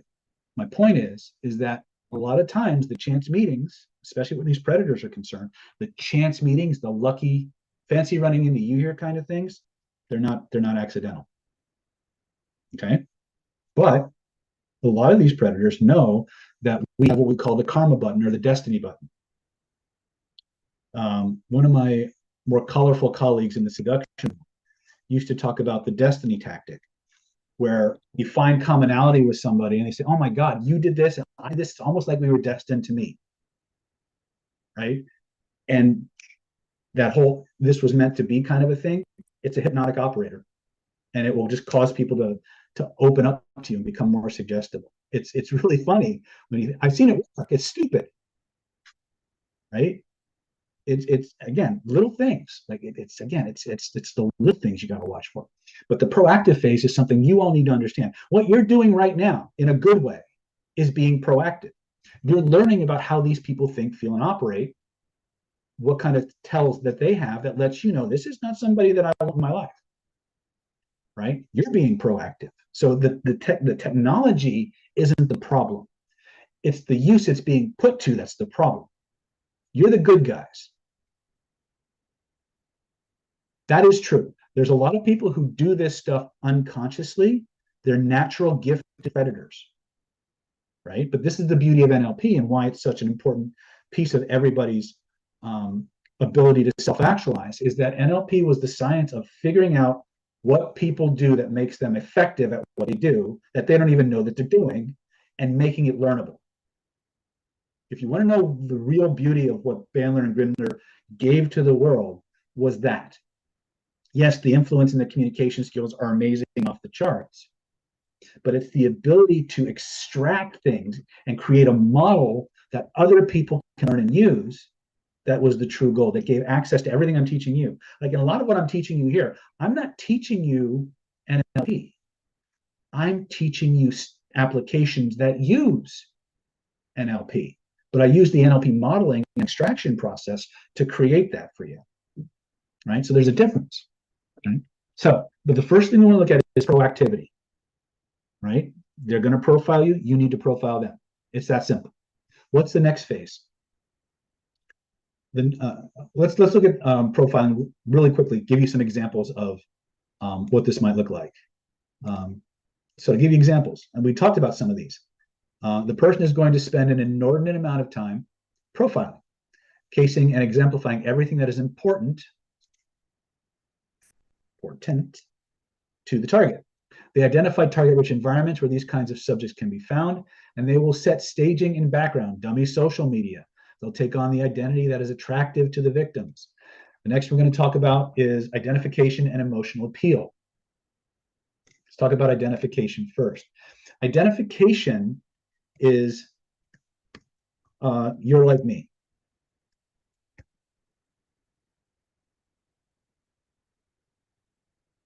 Okay.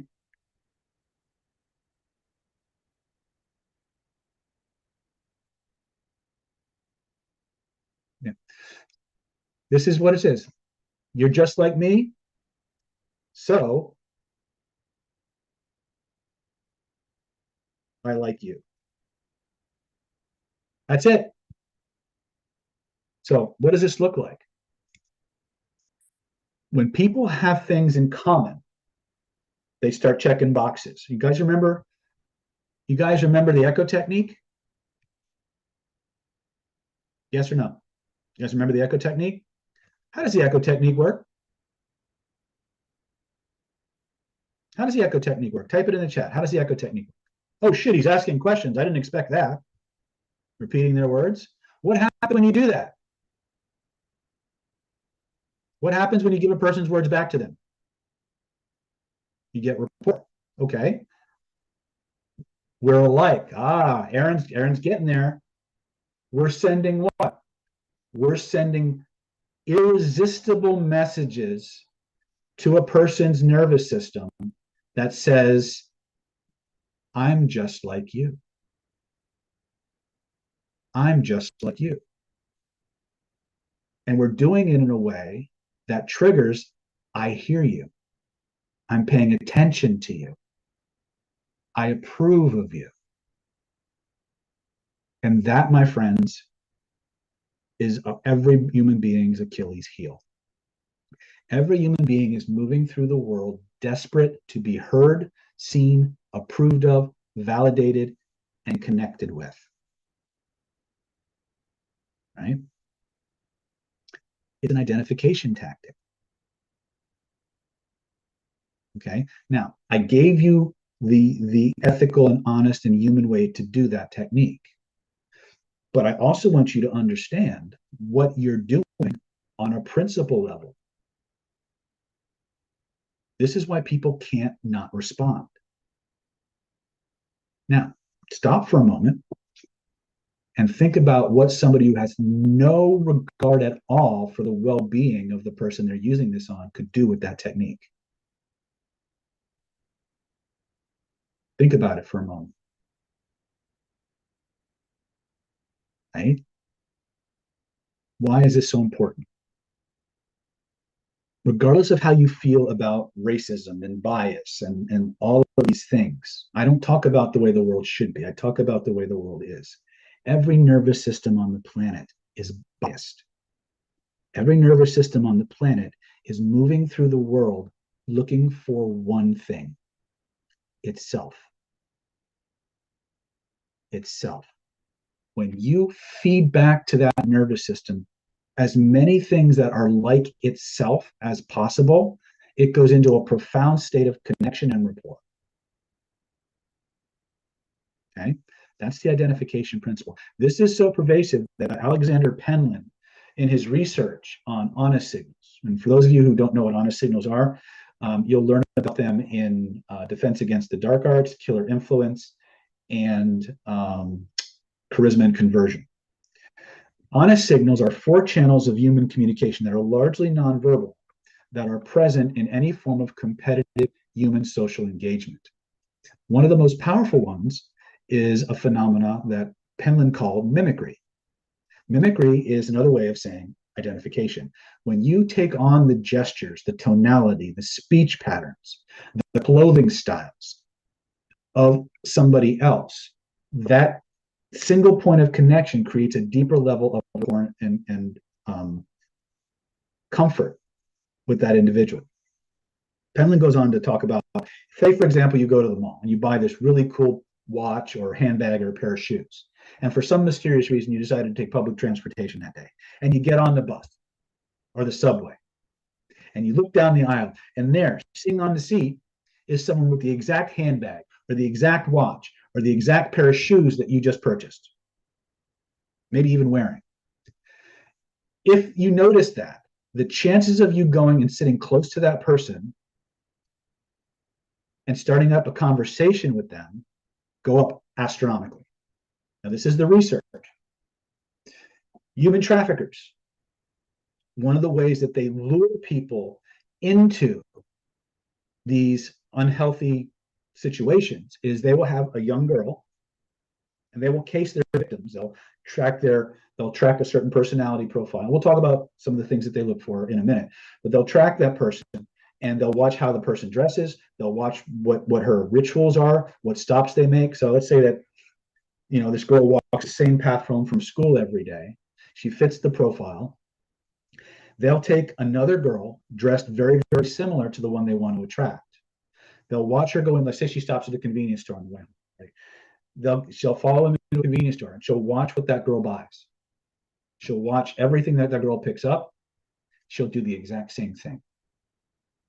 And then when the girl goes to check out, she'll accidentally bump into that person and start up a conversation about all the things that they have in common.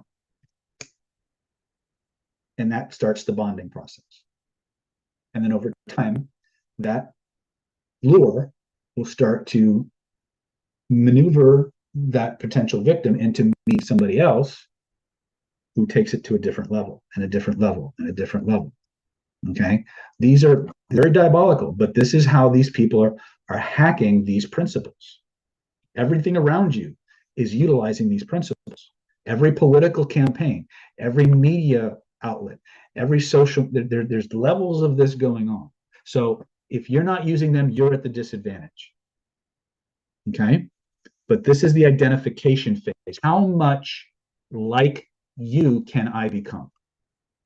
Because if you're just like me, so I like you, right? Echo technique moves us along that path really, really quickly, but it's even more powerful because what happens, what does the person start to do when you echo them? What do they start to do?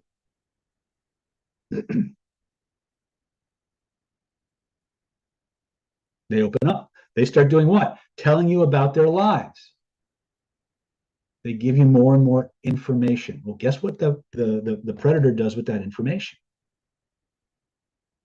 They fill out the profile. They find the hot buttons and they start creating the next phase, which is what?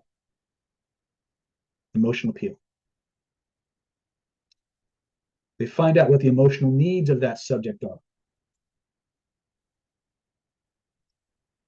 A possibility and how they go about getting those emotional needs met. visually, auditory, kinesthetically, behaviorally? Are they lonely? Are they isolated? Are they attractive and feeling objectified? Are they smart or creative and feeling ignored? Are they feeling persecuted?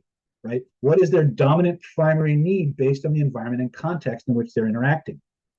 Right? What is their home life like? What are their friends and family? These are all things that they will start to build into the interaction to make themselves more emotionally appealing to the target. Okay, so let's look at what we've got so far. Activity, they've got a template.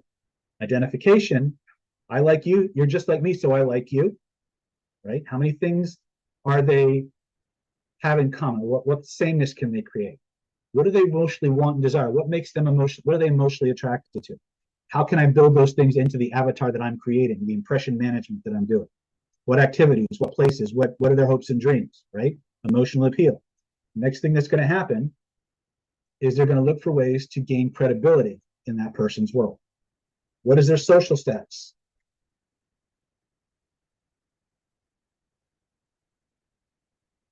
Job, image, financial ability. All of these have a lot of status to them, right? Are they religious? Are they a preacher, coach, teacher?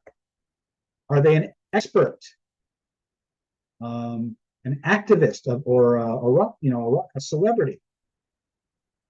Right? These are all things. Can these methods short circuit a predator agenda? Yes.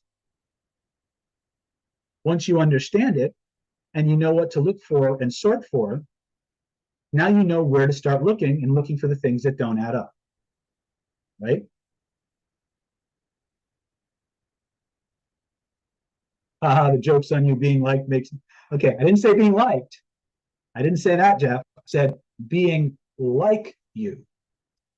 Right? If you're wearing use an example. If you're wearing a Yankees t-shirt, and I'm not saying you would, and I'm wearing a Yankees hat, guess what we're going to talk about? There's a point of commonality. The more things like you I embody, the more comfortable you feel with me. Right? That's what identification is. Right? Not about liking yet. It's about comfort. But that leads to liking more often than not. So these are things that like the credibility phase is where this person starts to raise their status, raise their authority level, raise the level of validation that their words have, right? Here's you guys all remember Fosse, right? Remember how much credibility we gave him at the beginning, right? And it lasted quite a while, in spite of all efforts to the contrary. Fosse, the guy who gave us the original, I guess he was head of the CDC or something back in the COVID days. My point is that predators are going to look for ways to boost credibility. A title, doctor, professor, reverend, right? Instant credibility. Teacher, preacher, college professor, celebrity, social influencer, right? And the more legally valid the credential, the more credibility. Anyone in uniform? Yes, right? You'll learn about these things in Killer Influence because these are all things that you have to manage. Okay. So, proactivity, identification, emotional appeal, credibility, last but not least, affirmation. Affirmation is, I agree with you. I approve of you. I support you. Okay. This is used a lot in interrogation. I don't have the template for the interrogation protocol that I teach on this slide, but the idea here is when you're getting somebody to admit to things that they shouldn't be admitting to, you're gonna rationalize, socialize, empathize, minimize, and emphasize the truth. So what you're going to do is just say, look, I completely get why you went after that girl, right? I mean, she was wearing a short skirt, She was obviously advertising it. I don't blame you in the least. I don't really care, but I have to, I have to pretend like I do my job. I completely support you. I just need to find out what really happened, right? These are things that an interview or an interrogator would do to actually make you feel more comfortable, like you're their ally, so that you'll actually admit to things that you wouldn't, right? But it's part of affirmation, right? So the idea is when because predators often target loners or people who are social misfits, a lot of the times these people are getting picked on, they're getting bullied, they're getting judged and criticized by everyone around them. And they'll get into conversations with these potential victims and say, you know what, they are just such fucking assholes. I can't believe that they did that to you. I believe you're totally right in how you feel about them. I'm behind you 100%, right? Instant ally. Instant ally. That's how it works. The affirmation phase basically is, I agree with you. I approve of you. I support you. You're right, they're wrong, right? And this is one of the things you need to understand. Human beings are, no matter what the context where they feel under assault, are constantly looking for allies. They're constantly looking for any form of connection and protection. Okay, it's a reptilian response. Okay, after critical. So when you have all five of these things active at the same time, it creates what we commonly refer to as an imbalanced power dynamic. This person, you started here, and now their status in your world keeps going like this, and they become increasingly emotionally dependent on you, right? And it's extremely powerful mind control formula that all these social predators are using, just in some form or another. Like the individual techniques might vary from predator to predator, but that's the five ingredients of the persuasion trainings that they're using. Those are the five things that lead to the greatest degree of malleability in a subject. Okay.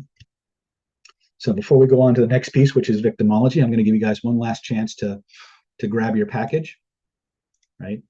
Just go to the Secrets of Human Influence home study course. It's $2,497 value. Defense Against the Dark Arts. Once again, $1,997 value. We're going to give that to you absolutely free.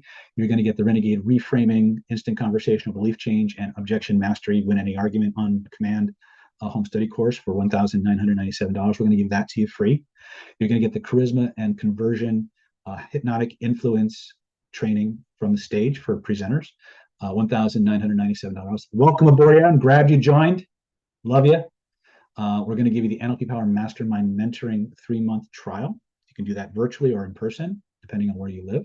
It's an $891 value. We're going to give that to you absolutely free. You're going to get the Stealth Instant Conversational Hypnosis Crash Course, valued at $997. Going to give that to you free. And finally, you're going to get the 5-day VIP super ticket to the live training in San Diego, January 23rd through the 27th. $3,150 value. We're going to give that to you absolutely free. Now, why are we doing this? Because I know what these techniques can do, right? I designed the program for you so you could learn it from home. But there's an even better way to learn it. Grab your ticket, click the link right now, get your VIP super ticket, come to the training in January, and then when you go home and you start watching those videos, you will see shit at a whole different level. I designed this for you so you can learn it from home. But I know from experience, from doing this for 10, 20 years, that if you do the live training first and then go back and watch the videos, you're going to see a whole different world, right? Both ways work. I want to make sure that you get to win no matter how you choose to learn this material. It's a deep, deep well. We've made it fast. We've made it easy. We've made it fun. And in this world, just a little bit of the best of the rightly applied information can create the difference between night and day, right? Thank you. Zachary says 100% correct on that. So the total value is $13,519. You get it all for just one installment in $997 and three easy installments of 97. Just click the link right now. Click it now, www.killerinfluence.com, and get your package. Moss and Mia are waiting. If you have questions, email them, call them. get on the phone, get your packages now, because once I'm done with victimology, I think we're pretty much done with we already a little bit overtime, but I just wanted to, I want to make sure you guys come away knowing that there's a world out there of power and influence and protection and techniques to keep yourself safe. But there's a mindset that goes with that. And I'm good at what I do, but I can't multiply zeros. If you don't take actions, I can't help you multiply them. So click your links, get the trainings, start going through the material, reach out to us, and let us help you become the best version of yourself. Okay? All right. So let's go back to phase one of the predator protocol, as I call it. And that's the proactive phase. So what are some of the things that these bad guys or girls, let's be honest, even though the percentage of female predators is fairly smaller based on the stats, the science, they're out there. And I think there's actually more now than there was. I blame a lot of social media for that. I blame a lot of the Hollywood movements for that. But blame is bullshit. So it's the problem that we have. And so let's talk about victimology. Let's look at some of the things that predators might sort for. And as we go through the list, if any of these apply to you, start looking for ways to uncheck that box. Okay. So let's go with that. Okay, so let's talk about victimology. How narcissists, sociopaths, Machiavellians, and mind control cults select their targets. First of all, understand that vulnerability equals suggestibility. There are 6 levers that will actually maximize a person's vulnerability to hypnotic mind control. One of those is SSRI prescriptions. Okay, if you're on selective serotonin reuptake inhibitors, this can dramatically impact your openness to suggestion or types of interventions that would make you more suggestible. Recent deaths in the family, right? Grifters and con artists love to hang out in support groups. Okay, history of mental illness, right? This is something, again, you got to remember that predators always look for the weak meat. They always look for the greatest return with the least amount of investment, right? Recent divorce or end of a relationship. This is when people are at their most vulnerable, especially when it comes to divorces. One of the reasons that divorce is such a powerful catalyst is that there's 2 things that people use as building blocks of their identity. You'll learn about this when you come to Killer Influence. We talk about 3 magic questions protocol. We talk about location, occasion. We talk about career, passion, and profession or fun. In American culture, in Western culture in general, you are what you do. So let me explain that. If I go up to somebody at a networking event or a wedding reception or something, and I get in a conversation, say, so I'm curious, what do you do for a living? That person will look at me and they'll say, well, I am an accountant. I am a tailor. I am a teacher. I am a daycare manager, right? So anytime you hear the words I am, what you're hearing is an identity statement. Identity statements are beliefs about ourselves that we have accepted as to be as much a part of who we are and what we are as your arm or your leg. Okay? So for example, if you woke up one day and you had a pain in your arm and you went to the doctor and the doctor did a biopsy and they found a gangrenous lesion that had spread throughout the limb, and the only way to save your life was to cut that arm off, right? It's 2 basic choices: keep the arm and die, or cut off the arm and live. Most of us would say, okay, lose the arm. But we wouldn't feel good about it. We would look for every possible alternative to keep the arm. Okay, you guys following my metaphor so far? Anything that follows an identity statement is an aspect of yourself that you have accepted as much a part of you as your arm or your leg. So when people say, I am an accountant, that profession is as much a part of their identity as their arm or their leg. Follow me so far? The only other place that I have seen in my studies where that level of identification takes place is in marriage and marital relationships, long-term relationships. What happens over time, we go from I and you to we, and that we becomes me. Okay? So when that relationship dissolves, we don't know who we are anymore because we've lost at least half of ourselves. Okay? Because we've become identified with that relationship. And when your identity anchors are gone, when all the things that support your sense of who you are and your place in the world are gone, you are wide open. You are wide open for anything that gets you out of it. Okay? If you ever get involved in certain mind control cults, one of the first things they're going to do is love bomb the living daylights out of you. And then as soon as they can, they're going to whisk you off to some location that you can't contact your friends, your family, your loved ones. And they're going to start to not only create a physical distance between all of your support systems, they're going to create emotional ones as well. They're going to start doing things that force you to alienate the people around you, because those are the things that support your sense of who you are and your identity. And when your sense of identity is gone, you will become anyone or anything to survive.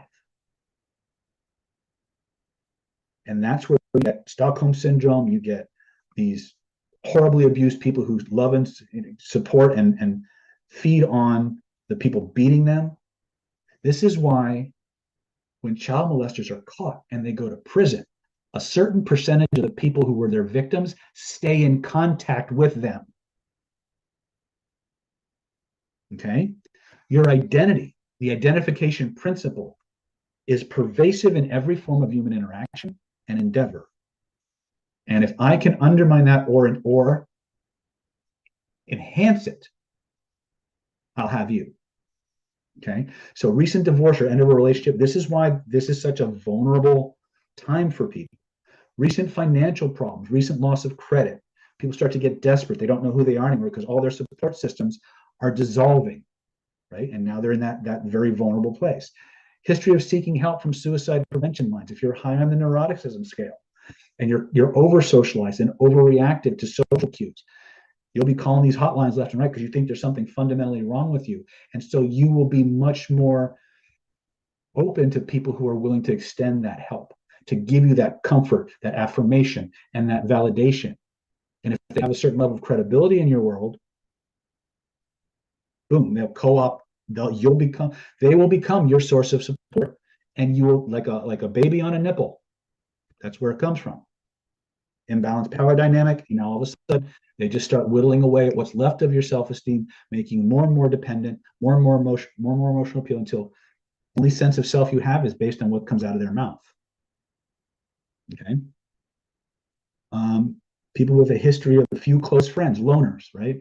People who are looking or detached from their family, desire for notoriety, attention-seeking behavior. These are also things that will flag you to the prospective predator, right? History of sex.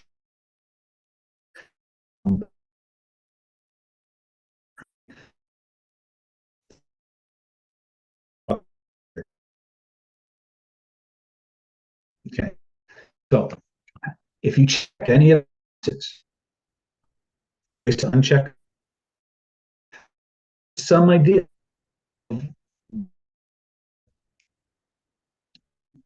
Any questions?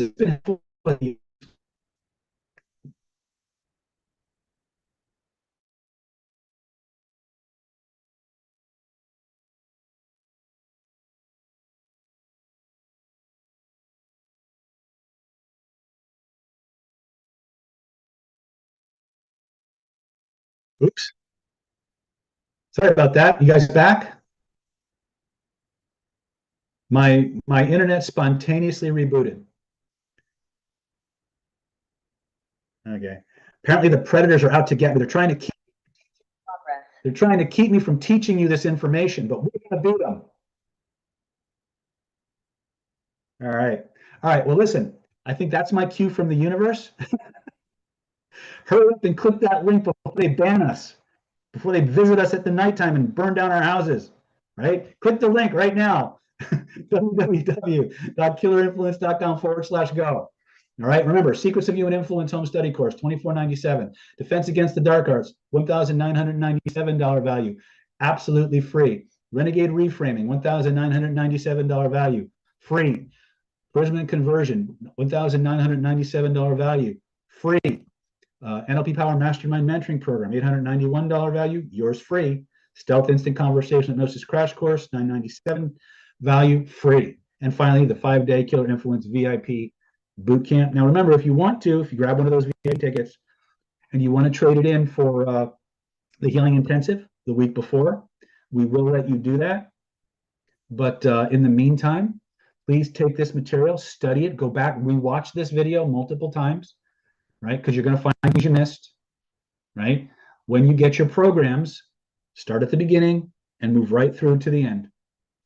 Okay? If you have questions, reach out to Moss or Mia and let them help you walk through whatever sticking points that you have. If after 60 days, you're not on the fast track to getting the life you want the way that you want it, let us know and we'll refund it. You will refund your tuition. You have no risk here, guys.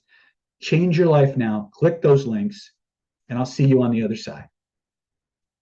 In the words of the immortal Cal Burnett, I'm so glad we had this time together just to have a laugh or sing a song. Seems we just got started, and before you know it, comes the time we have to say so long. Good night, my friends. God bless. Stay safe out there. Profile everything. Click the link. I'll see you on the other side. Good night.